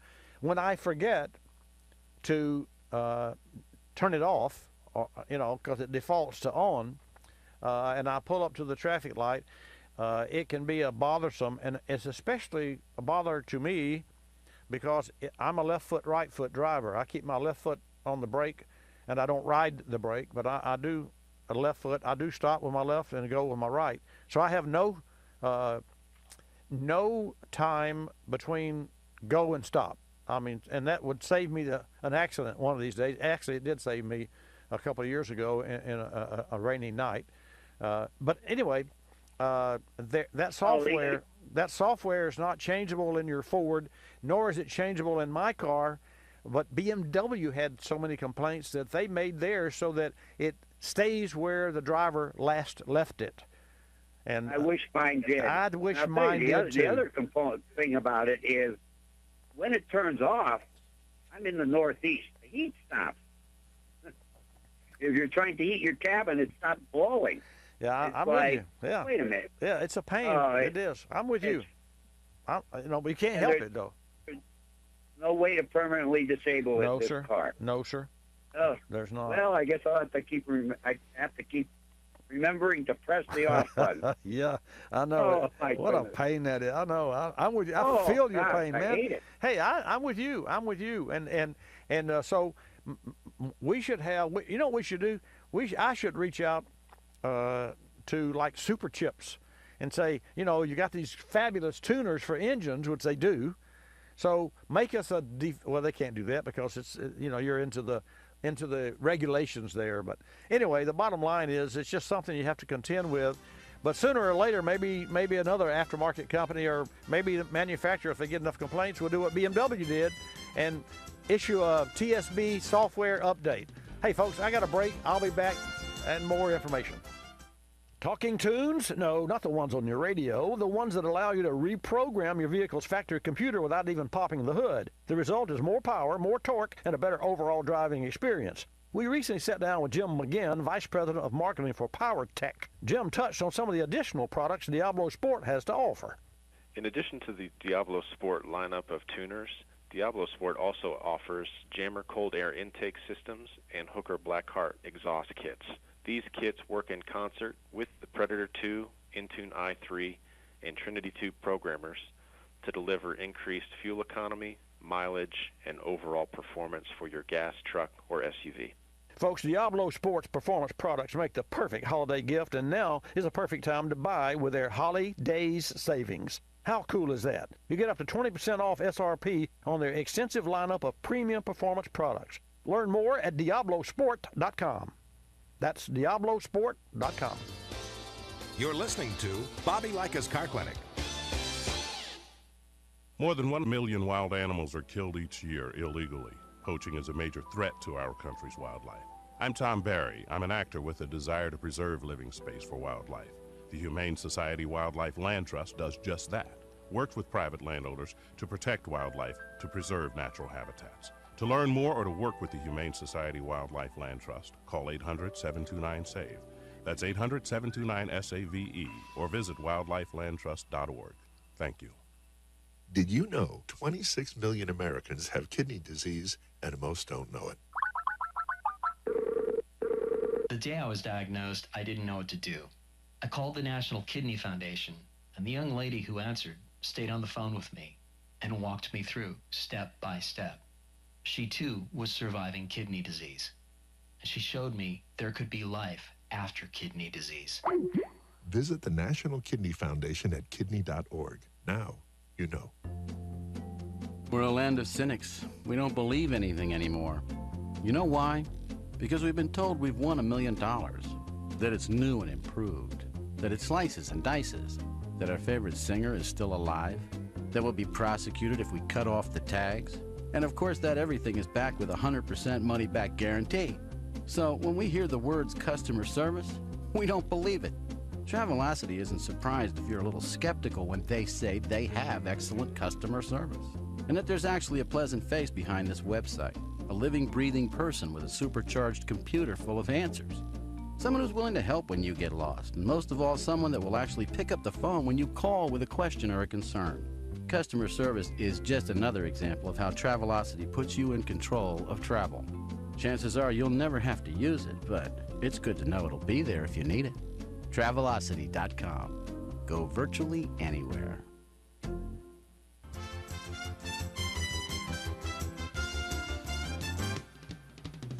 And now back to Bobby Likis Car Clinic and your host, Bobby Likis. And welcome back to Bobby Likis Car Clinic. I want to take this opportunity to shout out to our Car Clinic listeners on station KPEL 96.5 FM in Lafayette, Louisiana.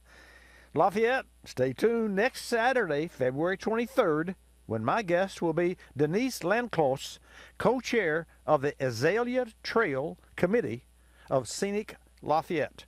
And Denise is going to share with us information about the terrific event coming up March the 9th on a Saturday.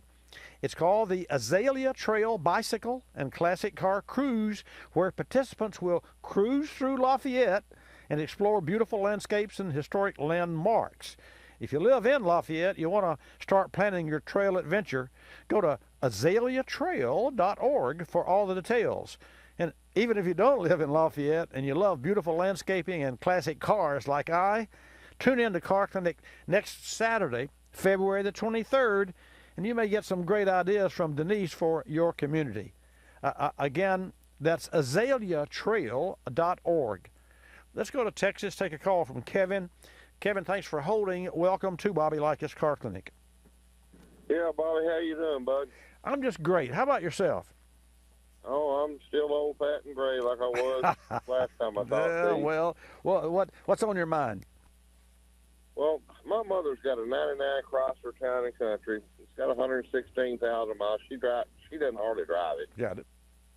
Anymore. I mean, but she does drive it occasionally, and she has developed a heater core leak.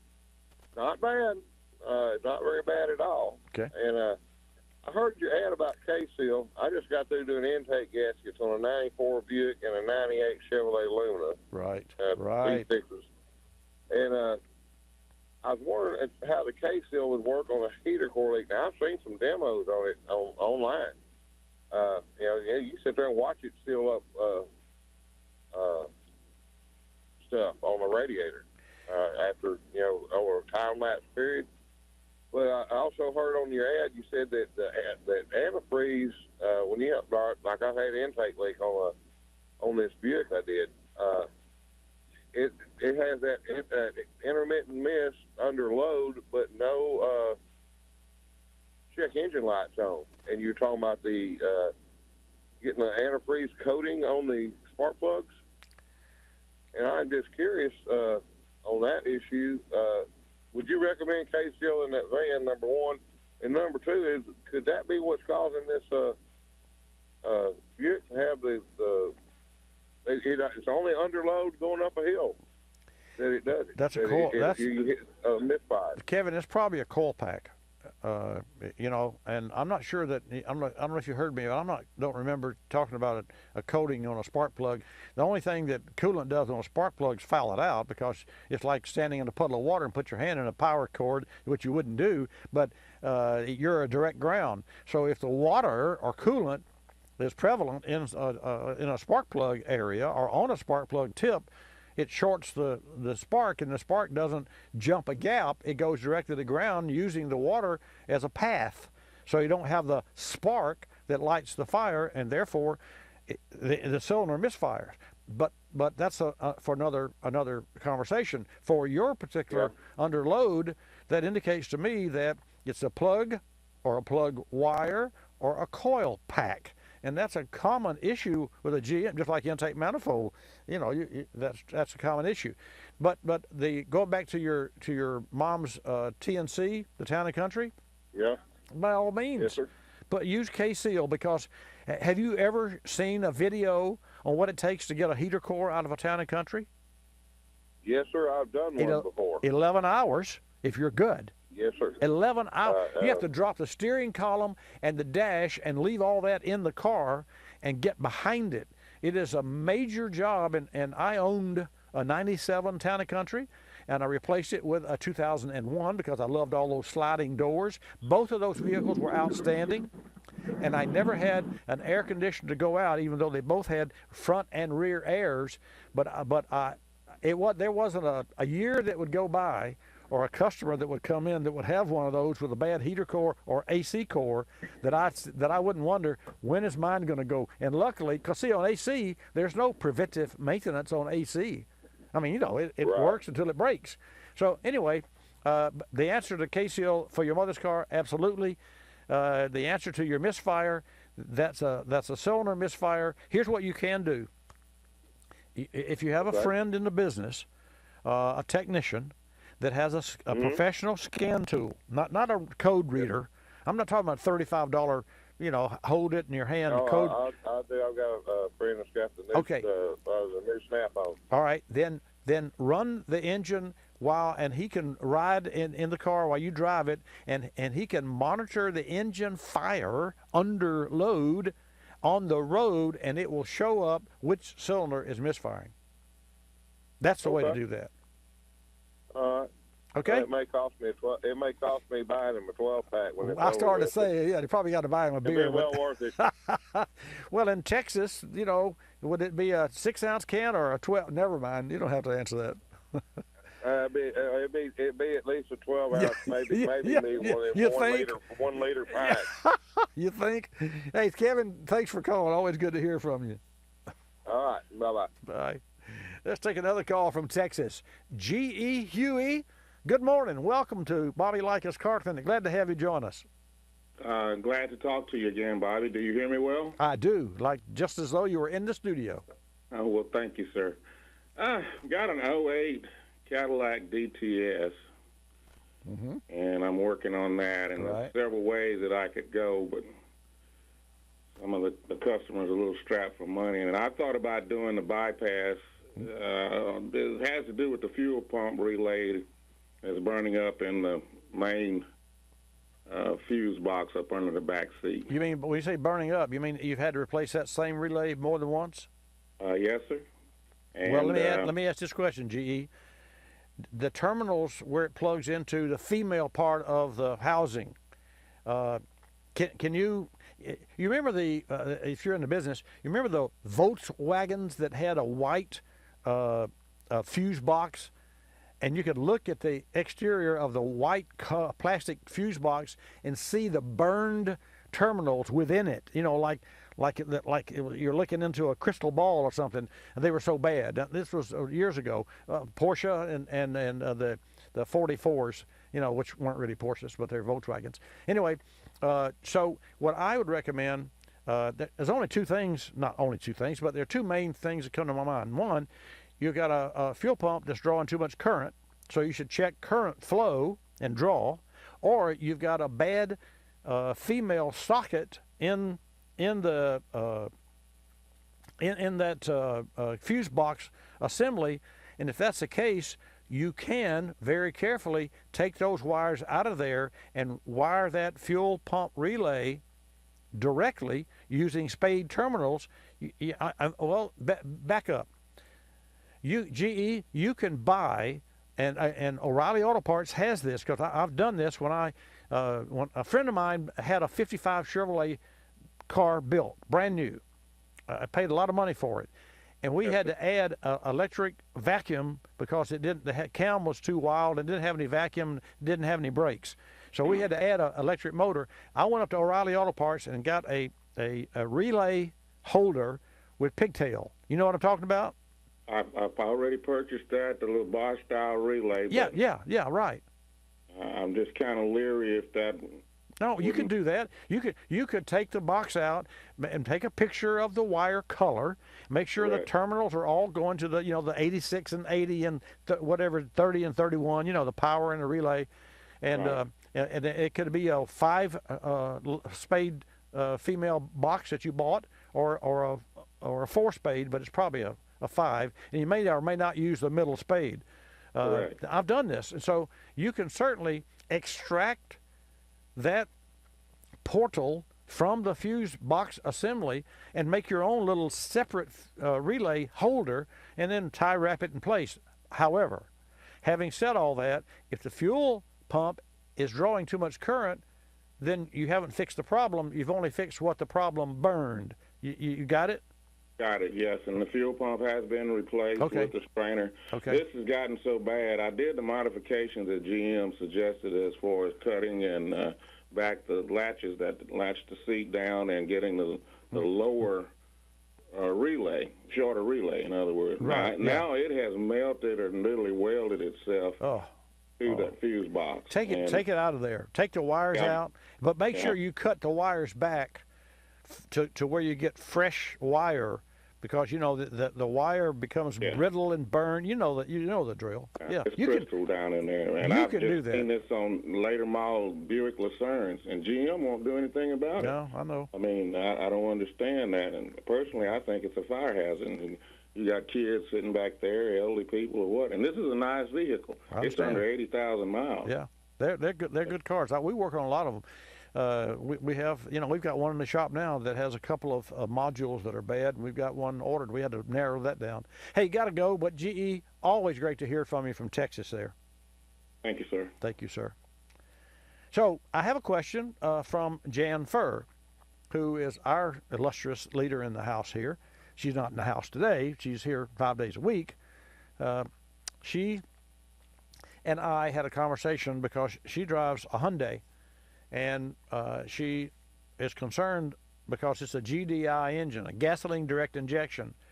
And the difference between a port injection and gas injection, a port injection has a fuel injector that squirts fuel, that's a simple term for it, behind the intake valve, which washes the back of the valve clean every time it sprays fuel into the cylinder. It serves a lot of great purposes. It's not as efficient as a direct fuel injector that injects fuel directly into the combustion chamber, and for a lot of reasons that I won't go into. But here's a problem. When you have a direct injection engine, you have no fuel coming through the port, but you have the vapors of oil from the PCV, the positive crankcase ventilation system, that pollute and make the black lung disease that I talk about, both in the intake plenum, also on the throttle body, and especially around the port and the back of the intake valve. So what do you do? Well, that's a good question. The only way to eliminate or to clean a GDI intake valve is to take the intake manifold off and take a wire brush screwdriver and laboriously, using chemicals, and make sure that the valves are both closed, and scrub, just like you have your teeth cleaned professionally. But the problem with that is, if you have an owner of a car and it has 15,000 miles on it, which is when it should be, well, it won't need to be done at 30, yes. But you have to do a procedure every 15,000 miles, because when you get to 30 or 40 or 50,000 miles on a gasoline direct injection engine, you have a built-up layer of coked oil on the back of the intake. I call them polyps. And that disrupts the airflow and causes drivability issues, rough idle, all that, voodoo and black magic that causes your engine to run poorly even though there's no check engine light on. That's the problem. So there is no known cure for the black lung disease, except here's what Ford Motor Company did in 2017 on their EcoBoost engine, which is one of my favorite engines. In addition to the direct injection fuel into the piston, they added back the port injection. So there's 2 injectors for each cylinder. Lexus has done this for years. Toyota, there's 8 injectors on a 4-cylinder engine, or 16 injectors on an 8-cylinder engine. Why? Well, they say it's for drivability. I say it's to keep the back of the intake valves clean.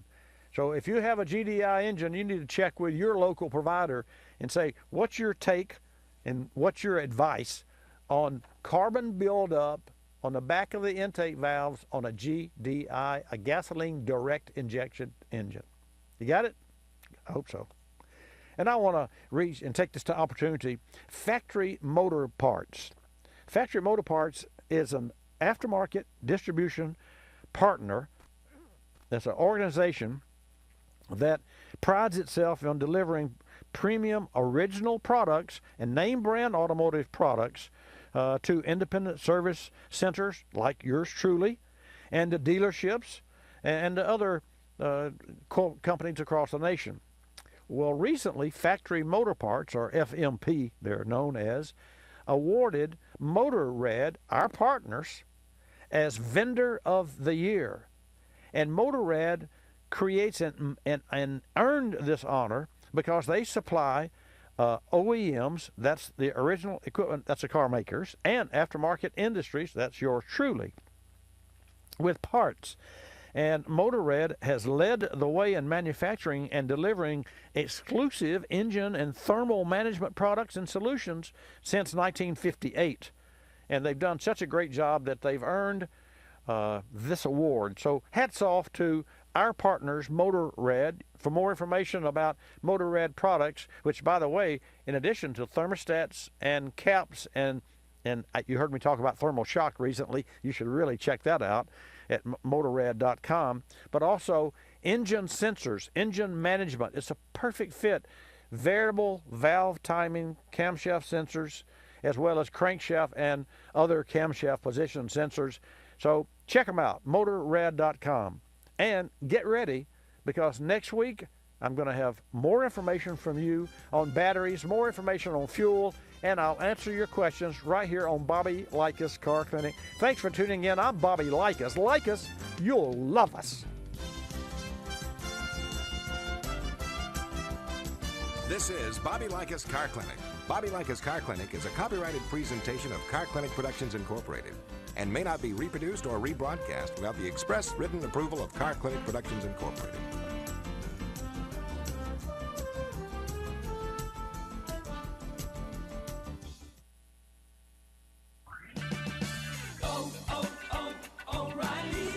Are your wiper blades chattering, skipping, or squeaking? Don't compromise your visibility with streaks or smearing on your windows. When it's time to replace your wiper blades, stop by O'Reilly Auto Parts and see our selection. We'll even install your new blades while you wait. See better and drive safer. O'Reilly Auto Parts. Better prices every day. O'Reilly Auto Parts. Coolant leaks can be expensive, with repairs costing a few $1,000s or more. And these problems often hit vehicles late in life when they may be only worth a few $1,000s. There is an alternative. K-Seal is a pour-in solution designed to stop leaks and help prevent future leaks. Older sealers use sodium silicate, which has a tendency to clog the system. K-Seal features ceramic technology that's designed to repair the leak without clogging. Learn more about K-Seal at kseal.com. Don't just seal it, K-Seal it. You're listening to Bobby Likis Car Clinic. Rosie Outfitters, I'm Tina. How can I help you? I'd like to place an order. Great. Which item? The cotton roll neck sweater, large. Okay. Periwinkle loaded or caramel? The caramel, please. The what? I'd like it in caramel. Oh, the caramel? Yeah, that's what I said, Tina. Actually, you said caramel when it's pronounced caramel. Can't we just call it yellow? No. Everyone knows the best part of a Milky Way. They just don't know how to say it. After all, it's our caramel. It's caramel. Ugh, that makes a Milky Way great. You start my morning, you stir in my soul, you warm my heart, make me feel whole. You're